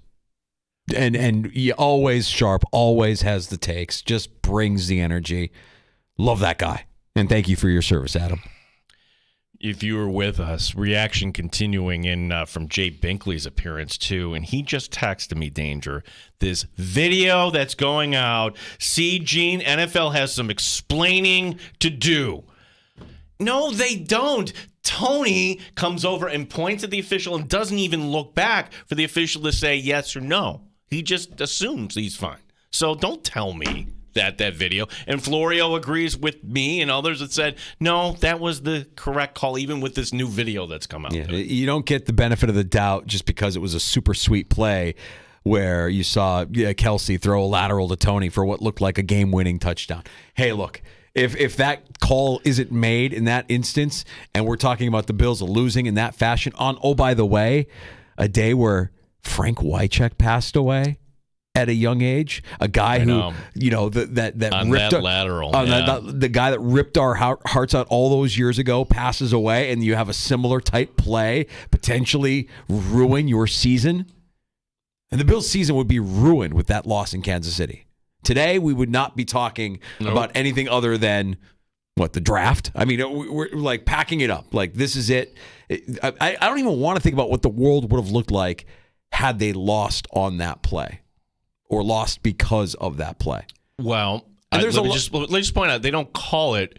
We would have a lot of angry Bills fans saying, oh, you could just line up a yard past the line of scrimmage on that play. The guy who caught it, the ironic thing was that Tony had to slow play that like he was out of the play, and then the defense runs over. Then, here I am. So he really didn't need to get a jump on that route, which the whole thing with Tony, it's on Tony. Okay, can we just say that he's not a good player?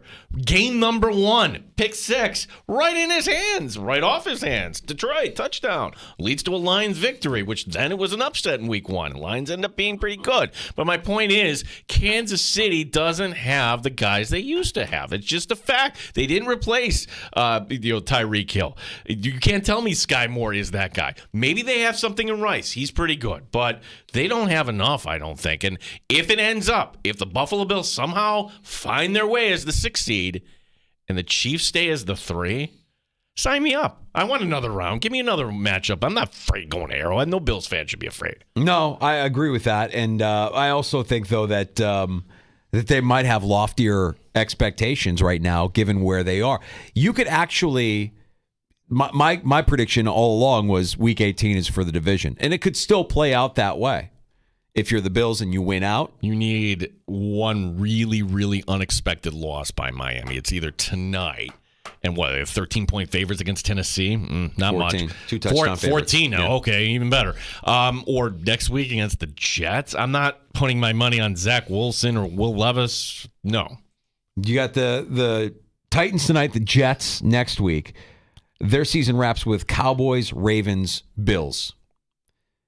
I mean, if you were to lose one of those games, Jets or tonight, the Bills could actually afford to lose on Sunday and still have a chance at winning the division in Week 18. Now, I'm not suggesting that the Bills are going to lose on Sunday. By the way, I mean, Dallas looks really, really good right now. They look like one of the best teams in the NFC, but I don't think the Bills are going to treat Dallas any differently than they treat any opponent. They've beaten Dallas in recent years. And they've beaten them soundly. Like that, you can't forget about the Thanksgiving game. I know the teams are different year by year, but the mystique, the whole thing of Dallas getting over on the Bills, like that's ancient history. And they're coming here, and you got to give the Bills a chance, given how they're playing, how they've been playing the last couple of weeks. Yeah, is that Alex Brasky, Batavia Daily News, Bills Digest joined us earlier. Like the Cowboys, if anything, it's not at home. I mean, they've had their 15-game winning streak at home. That is the longest in the league. They've lost on the road this year. Philly, San Francisco, Arizona is the weird one. So, sure, weather doesn't look like it's going to play. It's just going to be what we've had here today, and mostly just kind of grayish. No precipitation. Could change, of course. Yeah. So a doubleheader tonight for Monday Night Football. You have the Dolphins and the Titans. You also have the Giants. Hey, Tommy Cutlets behind center with the Packers coming to town. I wouldn't be shocked if there's an upset tonight. One of those two games could end up as an upset tonight. Home dog, the Giants? Hey, maybe Tommy it's the Giants because he's Italian, Gino. Because he's Italian. Why are we having both games simultaneously? How does that help a viewer? You know, I'm sure that there's some reasoning behind it. I haven't done any research to ask, or I haven't asked the question as to why we have them starting simultaneously. Like they've staggered them in the past for doubleheaders. This is the only thing I can come up with. Why don't they do that on any Sunday? Why? Because you are just so glued. The best hour in the week for you as a sports fan, it's the 4 to 5 o'clock window or 3:45 to 4:45 every Sunday where you don't know which game it's going to be. And yesterday, it was the Browns and Jaguars. Fantastic finish. And if you were watching the Bills game, you really enjoyed that commercial-free first quarter. Yeah, that's wow. right. Yeah, that's right, because you had the other games still going on simultaneously. But yeah, I'm not sure why or what the reasoning is for the doubleheader tonight at the same time. You couldn't have staggered them in any way, but I'm grateful we have two, though. I wondered why we haven't done this sooner. Oh, by the way, the Sabres are playing tonight. Yeah, good. Devin Levi should be in that. So yes, we'll have that action for you here on the Fan Rochester just after 7 o'clock. The Coyotes are in town for a Monday night game. Coyotes are sneaky this year. They're just farting around. Yeah, they're not bad. Usually they're one of the worst in the league. So yeah, sneaky team. We'll have that for you later. And plenty of Bills-Cowboys talk here throughout the course of the week. Cowboys, of course, absolutely destroying Philadelphia last night. It wasn't even as close as the 20-point win would suggest. They had the lead 24-6 at halftime. He had fumbles by Hurts, by Devontae Smith, and by A.J. Brown that kind of proved to be the difference in the game there for Dallas, capitalizing on those turnovers and winning 33-13. So now you've got two teams atop the NFC East at 10-3, but Philly has the better conference record, having Dallas having lost to the Cardinals earlier. Remember when Dallas lost that game? We're like, oh my God, what are they doing? Dallas is being Dallas again. Since then, it's been, the Niners game was one-sided as well. But Dallas right now is a team that's hard to pick apart. It's hard to look at them and be like, oh, they've got a weakness. Well, there's always an aberration, right? And I agree with your theory about the life cycle of a corner. And we saw it with Tre'Davious White, and it's good to have young corners, and eventually they're going to lose their skill. How would you explain Stephon Gilmore, what he's doing this year? I think he took it personally. I think A.J. Brown called him old, and this is his report, his words, that he called me old, and I took it personally. And, if that's what motivates you, if you're Stephon Gilmore, great. Had a great game. Well, it's funny because there was a comment last night in the broadcast that it was Collinsworth, I believe, calling him a future Hall of Famer.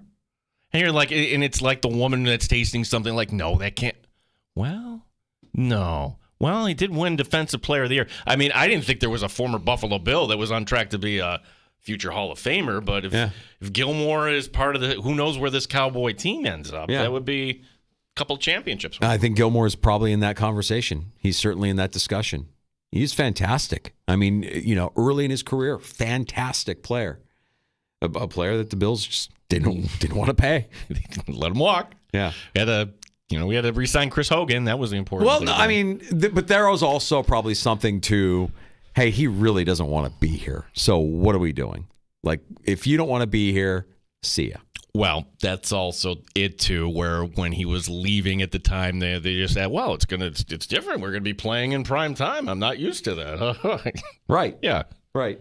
It's part of the reason why, we were talking earlier with Brasky, and the word today from Orchard Park, week to week for Micah Hyde, week to week for AJ Epineza. Don't you get the sense Micah Hyde just feel like when he's going down twice in a series, they're like, he's falling apart. Yeah. With Epineza, and we were discussing this with Alex earlier today, and if you missed our conversation with Alex, you can pick it up in the Odyssey app, free to download, or wherever you get your podcast. Just search out the Sports Bar. I think you and I might differ on this in that you think it's a foregone conclusion that AJ Epineza is going to be somewhere else next year. And I'm of the belief that these guys don't invest the draft capital that they invest to try and develop a player, and then to have him perform the way Epineza has performed just to let him walk to another team for more money. I have a feeling Brandon Beane is going to try his best to find a way to keep AJ Epineza here at a hometown discount, even though Epineza might command more. I just view this very similarly to how I viewed the Matt Milano restructuring. We were all of the belief that Matt Milano was going to be gone after his first contract. That was the market conditions at the time, though, because this is 2020, the cap went down, and there wasn't money around there. There's going to be teams with cap space that are just going to be like, here, come here. And guess who's not going to be one of those teams, okay? So, I don't know. There's a player out there, and we loved him when he was in Buffalo. And he walked 3 years, 19 and a half. Harrison Phillips. Now, did the Buffalo Bills miss Harrison Phillips? No, but he seemed like one of those guys that we drafted and developed. But he doesn't have. He's not. The defensive line is better without Harrison Phillips. AJ Epineza, late bloomer. Yeah. Like normally you don't get year number 4, and to think this time last year, we're talking about him in the same breath as Boogie Basham. But it's a credit to the player, first of all, because he recognizes that he has work to do, and he puts in the work, and you can tell he's putting in the time and the hours and the effort and the energy. And it's also a credit to the team for developing their player. I mean, this is what Green Bay has always done. It's why Green Bay is perennially a contender, because they draft and develop and try to retain their own guys. Micah Hyde being maybe an exception, but they do that in an effort to try and grow from within. They're not big spenders in free agency. They don't need to be big spenders in free agency because their guys are their guys. And it's a very similar kind of way that this team is being built here. And you can tell pretty quickly, sometimes it does take 4 years, but you can tell pretty quickly, like, this guy's bought in or he's not bought in. With Boogie Basham, hit the bricks. Harrison Phillips was great in Buffalo. Great human, great community guy. But you upgraded a talent. You upgraded. Yeah, and for Epineza, I just think that at that position danger, you're not going to have, more often than not, you tie these guys up before they hit. So that's going to be somebody that's on the radar. I hope, for Bills fans' sake, I'm wrong on that, because he has been a pleasant surprise. And if he's out this week, and if they're saying week to week, it kind of leads you to believe he's not. It's a rib injury. He tried to go back in. It was just one play. It actually happened on the interception. Just great. How many defensive linemen can make that play? And that's why I'm kind of thinking the way I'm thinking right now is, you can watch these guys that are going to be free agents and say, all right, let them become another team's problem. Let another team overpay for that guy. The guy that I would still put in that category for the Bills is Gabe Davis, right? Like, I still think that Gabe Davis. Oh, no. You might get him back cheap. I mean, he might be, but sure, are you willing to say, okay, we're going to do nothing else in free agency but bring back A.J. Epinesa? I think that they can have their cake and eat it too. I think that there's a way that they can have their cake and eat it too with Epinesa. This is not Shohei Ohtani. We're going to pay you 40 years here into the future. No, I think that there's a bit of salesmanship that's going to have to go into it. Brandon Beane's going to have to do a bit of a job on A.J. Epinesa. It'll be a tell as to just what kind of a relationship some of these players have with the organization that drafts them. Tremaine Edmonds, we all saw it. We saw 5 years of it, and we're like, this ain't it. We want more. Not getting it. This year with Epinesa, we're getting it. We're getting what we thought we were getting when you took him in the second round. Late bloomer, fine. But can he be a contributor on this defense and make the kind of plays that he's been making? You want that on your team. You don't want to just let that walk.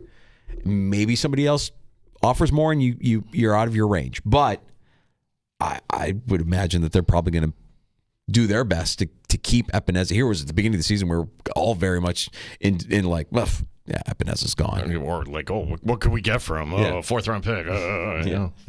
Not so much. The other bit of news from yesterday's action, as far as injuries are concerned, we mentioned Epinesa, we mentioned Micah Hyde. This isn't good for the Chargers, and it pretty much, I think, cements what Brandon Staley's future is going to be. Like, he'll be looking for work by the end of the season here. Justin Herbert broke his right index finger. He's not going to go Thursday, or it's very unlikely that he's going to go Thursday against the Raiders.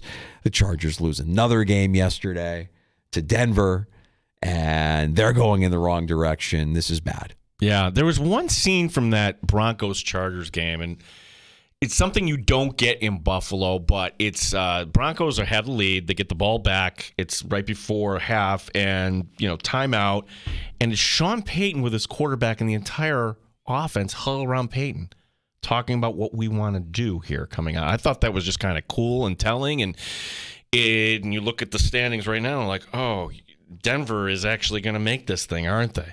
And Cincinnati, like, who do you want, Indianapolis or Cincinnati? Well, great that the Colts might kind of fade away, but the Bengals are still hanging around.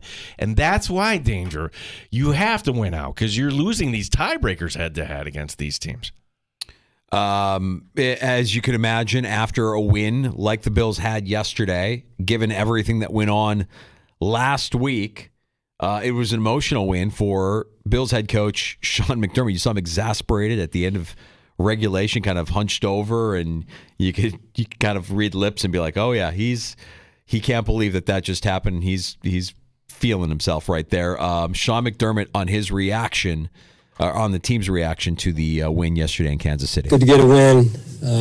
Always good to win in the National Football League in particular. When you come here at Arrowhead against a good football team, led by Andy Reid and Patrick Mahomes. Thought it was really good effort all across the board. Guys played hard. It was going to be back and forth as it was. We knew that, and we jumped out early, and then they came back and had some momentum. I think back half of the second quarter, and then somewhat into the third quarter and fourth, and we just stayed the course. And good to see the defense come out and seal the game. I thought that drive by the offense was important as well. So still things we can work on overall, but again, good win and proud of the guys. 866-4FAN is our phone number. 585-866-4326. Hey, Brad in Rochester. Hey, buddy. And looking at what our salary cap situation is, I wouldn't be surprised if Bean asks Trey White and Von Miller to take just outright pay cuts to try and sign Floyd, Douglas, and Epinesa. unfortunately, I don't think Trey White would come back. I don't think he'll be afforded that. I think it's like $10 million in savings. I'd have to look up and again, but would that be enough to do what you're asking? I'm not sure. I don't know, but I'm looking at Miller and I'm seeing someone who hasn't shown himself, and he's supposed to make something like $23 million next year. Yeah, Von If he Miller's really not. worth $23 million, and we can't cut him because then the cap number is going to be huge. Yeah, it's a sloppy situation. And again, Von Miller, a little bit better yesterday, but not ultimately being able to close the door, not getting the sack, not affecting plays, but not really what you're paying all that money for. But Von Miller's offside, didn't you see? Yeah, right. Chris writing in, enjoy your humble pie, buddy. Patrick looked like a petulant child. I love all the reaction to Binkley today. This is just fantastic here, as you and I have just been getting these directs. This is Marco writing in. Come on, Binkley. Everyone is a competitor and passionate. Sore loser complaining while shaking hands with Josh. Step out of your bubble. It's embarrassing in Bush League. It's fun that we're having this conversation about Patrick Mahomes today. It's the language of losers. We talk about it all the time. And I think Mahomes recognized it as he kind of like cooler heads started to prevail. Like, yeah, you never want it to come down to just one play. You can be pissed off about the outcome of that play, but there were a lot of plays that the Chiefs offense left on the field. Okay, so this amazing lateral play got called back. You still had over a minute, and it was only second down. But yet you're still jawing at the official, and the crowd was rattled. You were rattled. And when you came off the field, the Bills are ready to kneel down. That's when the cameras see you going crazy. I love this meme, too, that's kind of going around that has Patrick Mahomes morphing into his goofy younger brother, Jackson Mahomes. Oh, the one that I saw was Patrick Mahomes with suburban housewife haircut like Karen.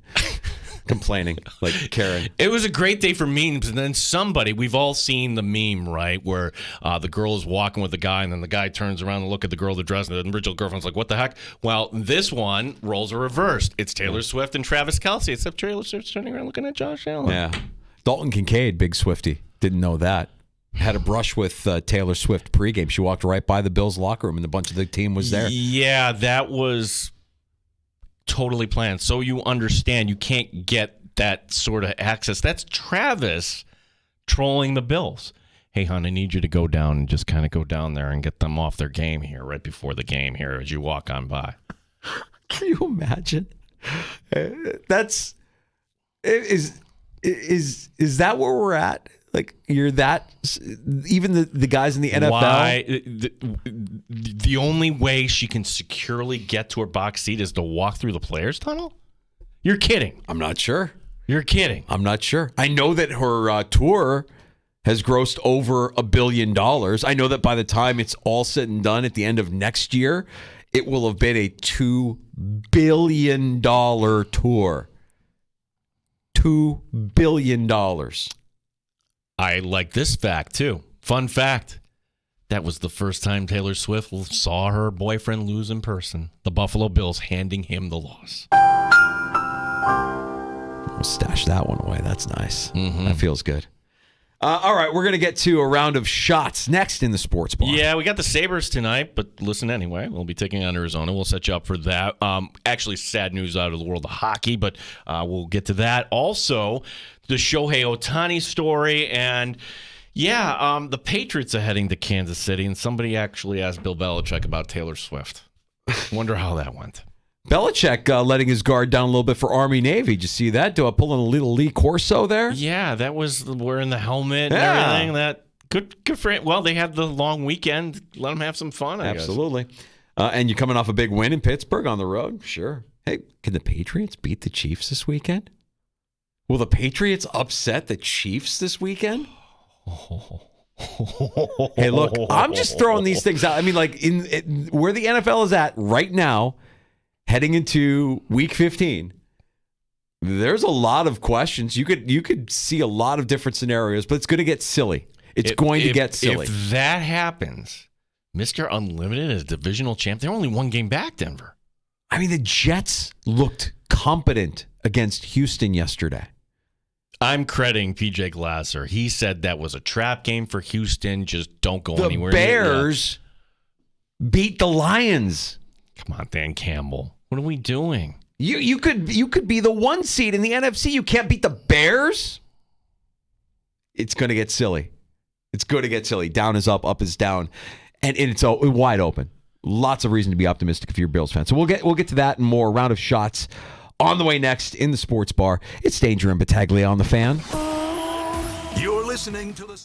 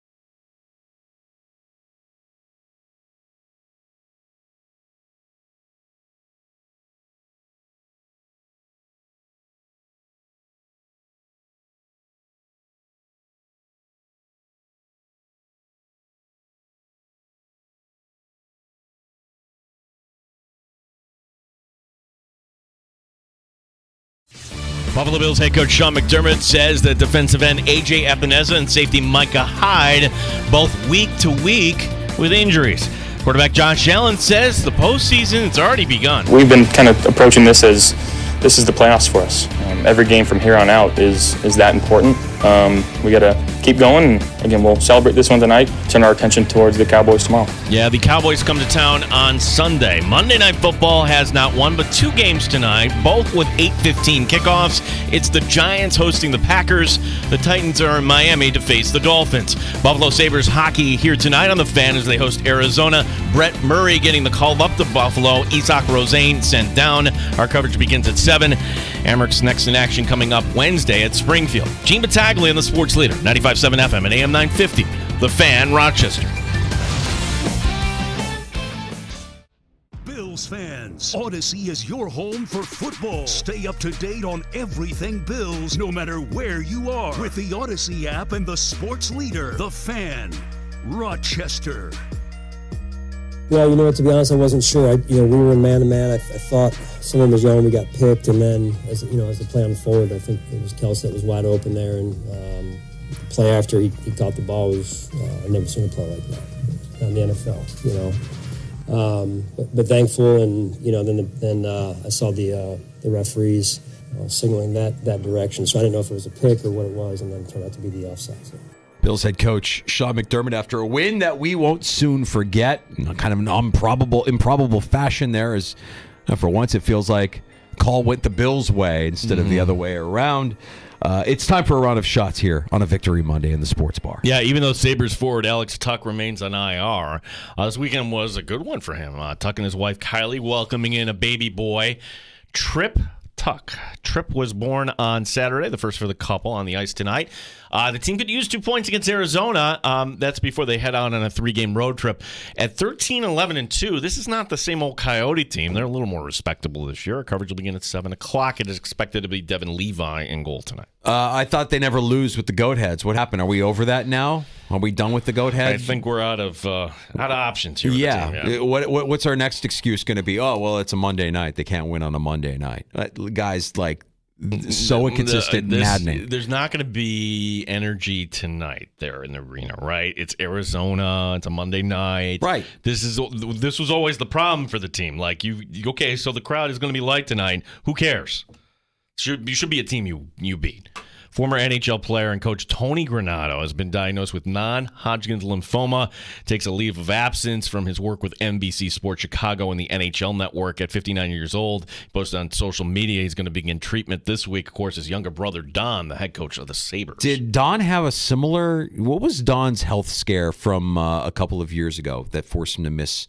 He missed part of the season. I got to look that up. But I feel like there's something in the genes there. You got to do that gene testing in advance to see if you have mutated genes in your family bloodline that can prevent some of these illnesses. Maybe not specifically this one, but that's tough news for the Granato family. Now that Shohei Ohtani is an LA Dodger, well, there's some stories we can review here, what happened to the betting market here? The Blue Jays went from 15-1 odds to 8-1 to win the World Series. What? All based off of a plane that wasn't carrying them? Yeah. Literally. Now the Dodgers have them, and they jumped ahead of the Braves. LA at plus 550, the Braves at plus 650, and then the Jays, the Yankees, Rangers, and Astros all at plus 900. So to review, the Jays were at plus 1,500, and now we're at plus 900 based on what? A false report? Based on their attempt to get the world's greatest player. We really want to be good here. Yeah, they really care. Yeah. They're really trying. Former NFL tight end Frank Wycheck has died. His family announcing in a statement he appeared to fall inside of his home in Chattanooga on Saturday, hit his head, found unresponsive. God. Bills fans know Wycheck is the player who started the infamous, well, it depends on your point of view, from a Bills fan standpoint, infamous home run throwback play. Titans shocking the Bills in the playoffs. Wycheck was 52. It's too young. I hate hearing it, and especially hearing that he fell. You hear of elderly people falling and they break their hip, or it's a hard thing for them to come back from. But Gino, you had your birthday over the weekend. Yeah, and I'm like as somebody who just went past 52, and you're talking about somebody who was like 52, and then like right. You don't want to hear about guys falling down and being unresponsive after a fall. That's terrible news. I hate hearing that. Even though Wycheck responsible for ripping the hearts out of an entire fan base. See, that's where like Frank Wycheck was looking from above. It's like, I feel bad for Buffalo. Let's make sure the flag is here so we don't have another lateral go against the Bills here. Yeah, we got some positive karma there from from the hologram of Frank Wycheck. Finally, it was a long weekend coming off a win for Bill Belichick. And as you mentioned, he was on game day having fun. Just like Bill Belichick showing some personality. So maybe this is a little different as New England Patriots heading to Kansas City on Sunday afternoon. And the first ever game that was flexed out of Monday Night Football. Yeah. Congratulations to the Patriots for that honor. Perhaps thinking the coach is going to be in a good mood, the Greg Hill Show on Odyssey sister station WEEI asked this question. The coach, will he be searching out Taylor Swift this coming Sunday? How do you think the coach answered? He didn't care about Taylor Swift. No way.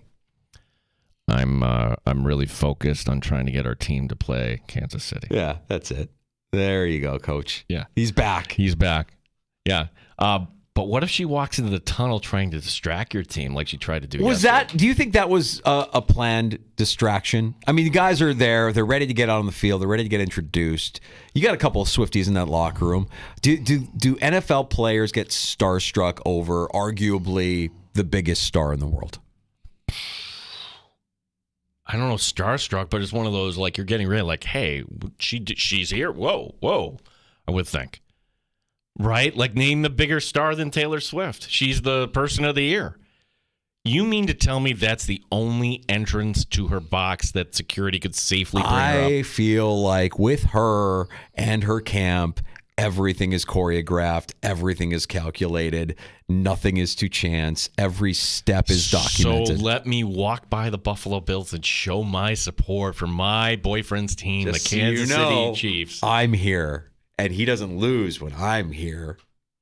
When I'm at a game, he plays really well. Hey, he was having a very Kelsey-like game. The Bills have every team has a hard time with that guy because I don't know if you've heard this about his game, but he's very good at finding the soft spot in the zone. You don't suspect. That's what she said.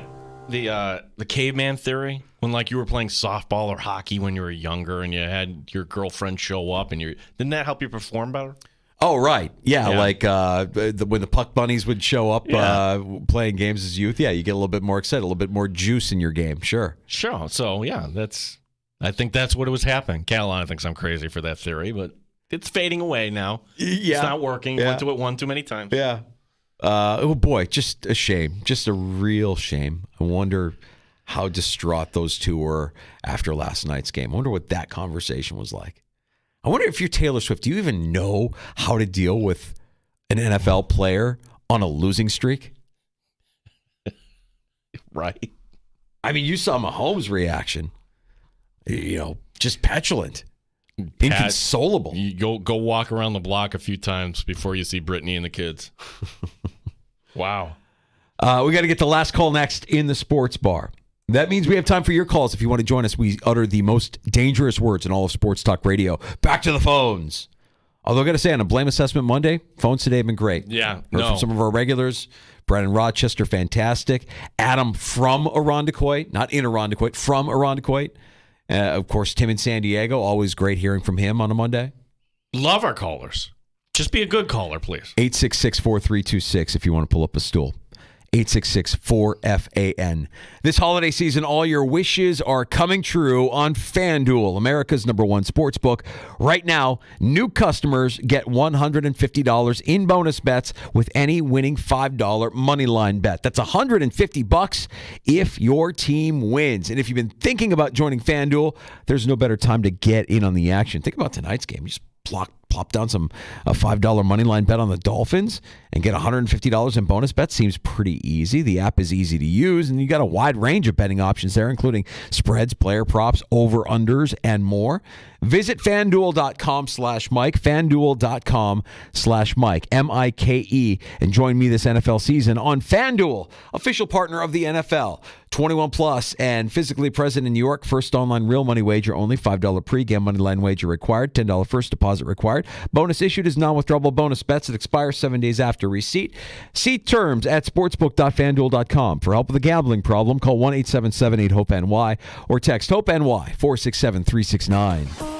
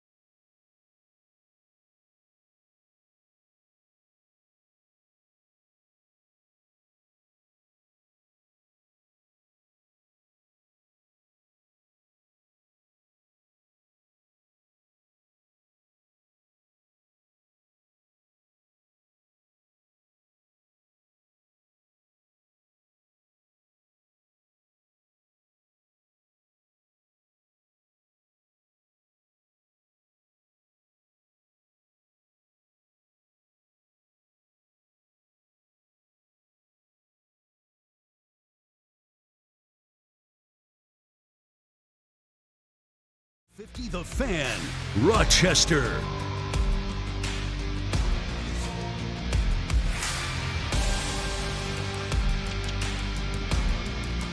Last call.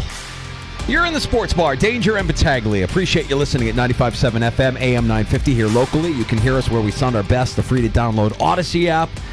And we're building our little community on YouTube and Twitch as well. You can watch the sports bar at the The Fan Rochester on YouTube and Twitch. So our number again, 585-866-4FAN, 866-4326. Chris in South Central Kentucky, who's a big Titans fan. How are you, Chris? Oh, big Titans fan. Just busted, Bob, yeah. Tonight I am cheering for the long-awaited asteroid to hit the stadium. But no, you were wondering what Taylor Swift was going to say? In a few months, we're going to find out when she drops her new album. Oh, there's already a single in the works for when the breakup happens because it's an inevitability. Is that what you're saying, Chris? Oh, yes, definitely, because we know this. We've heard this album many times before. Yeah. But no, I just wanted to say that it is just so satisfying to me to see the Chiefs just melting down over, honestly, what I thought was a very well officiated game. That there were some calls that were missed against the Chiefs, some calls that were missed against the Bills. Everything that was called, you could honestly say, yep, that was the right call. But I have just had so much fun seeing and hearing the reaction from Chiefs fans today. It is like oddly cathartic. Chris, I'm glad you like that. And look, for anybody, like, you got to pull for Tennessee tonight. No doubt about it. 585-866-4FAN. Tom from Irondequoit. In Irondequoit. Hey, What's Tom. up, Tom? Hi, how you doing today? Excellent. How are you? Very happy after a Bills win. Nice. I was wondering, did you guys notice what the right guard for the Bills was doing all game yesterday? You talking about Torrance? Is that who it is? Yeah, Osiris Torrance is the right guard, yeah. He sticks his arm up before the snap, it seems like. Yeah, it's a silent count. Oh, he's signaling? Yeah, it's a silent count. This is what they do when they're on the road and you can't hear the quarterback, so you give them a little silent. It's the silent. You see it all over the NFL. Oh, okay. I haven't noticed it before, and I'm like, are they going to call him for motion, right? Yeah, the thing that's funny is not only do you see that, and that's kind of like become commonplace for silent counts to happen for road teams, more and more tackles are getting that, using that advantage, the rock back, and using that to their advantage. You're seeing more and more of it. It was, remember week 1 against the Lions and the Chiefs, when it was Lions and the Chiefs, like that was a big story. Like, how many times is this team going to false start with them not calling it? The league is rigged. Everybody's working it. And now you're seeing everybody kind of follow that pattern, follow that model. And there are almost every offensive play, it looks like you've got one of the tackles moving before the ball is snapped. It's that beat. It's that rock back right before the ball is snapped, right as the ball is snapped, that gives you just a little bit of an advantage. And I see both Spencer Brown and Deion Dawkins taking advantage of it throughout the course of the game. Yeah, good game for Spencer Brown. Tom, appreciate the call there. Although, like, Spagnuolo was throwing a lot at the Bills yesterday. That was, anybody that says, oh, the Bills are physical, I don't know, the Chiefs are pretty physical with Buffalo yesterday. Defensively, I'm talking about. So we'll see if the Sabres can bounce back from a disappointing loss in the shootout to the Canadians over the weekend. It's the Coyotes at KeyBank Center tonight. We'll have that action for you coming up here at 7 o'clock. Tomorrow, Matt Perino of the Syracuse Post-Standard stops by for his weekly Buffalo Bills chat. And Amerks head coach Seth Appert joins us at this time tomorrow on the road in Springfield. We'll talk to you then here on the Fan Rochester. You're listening to the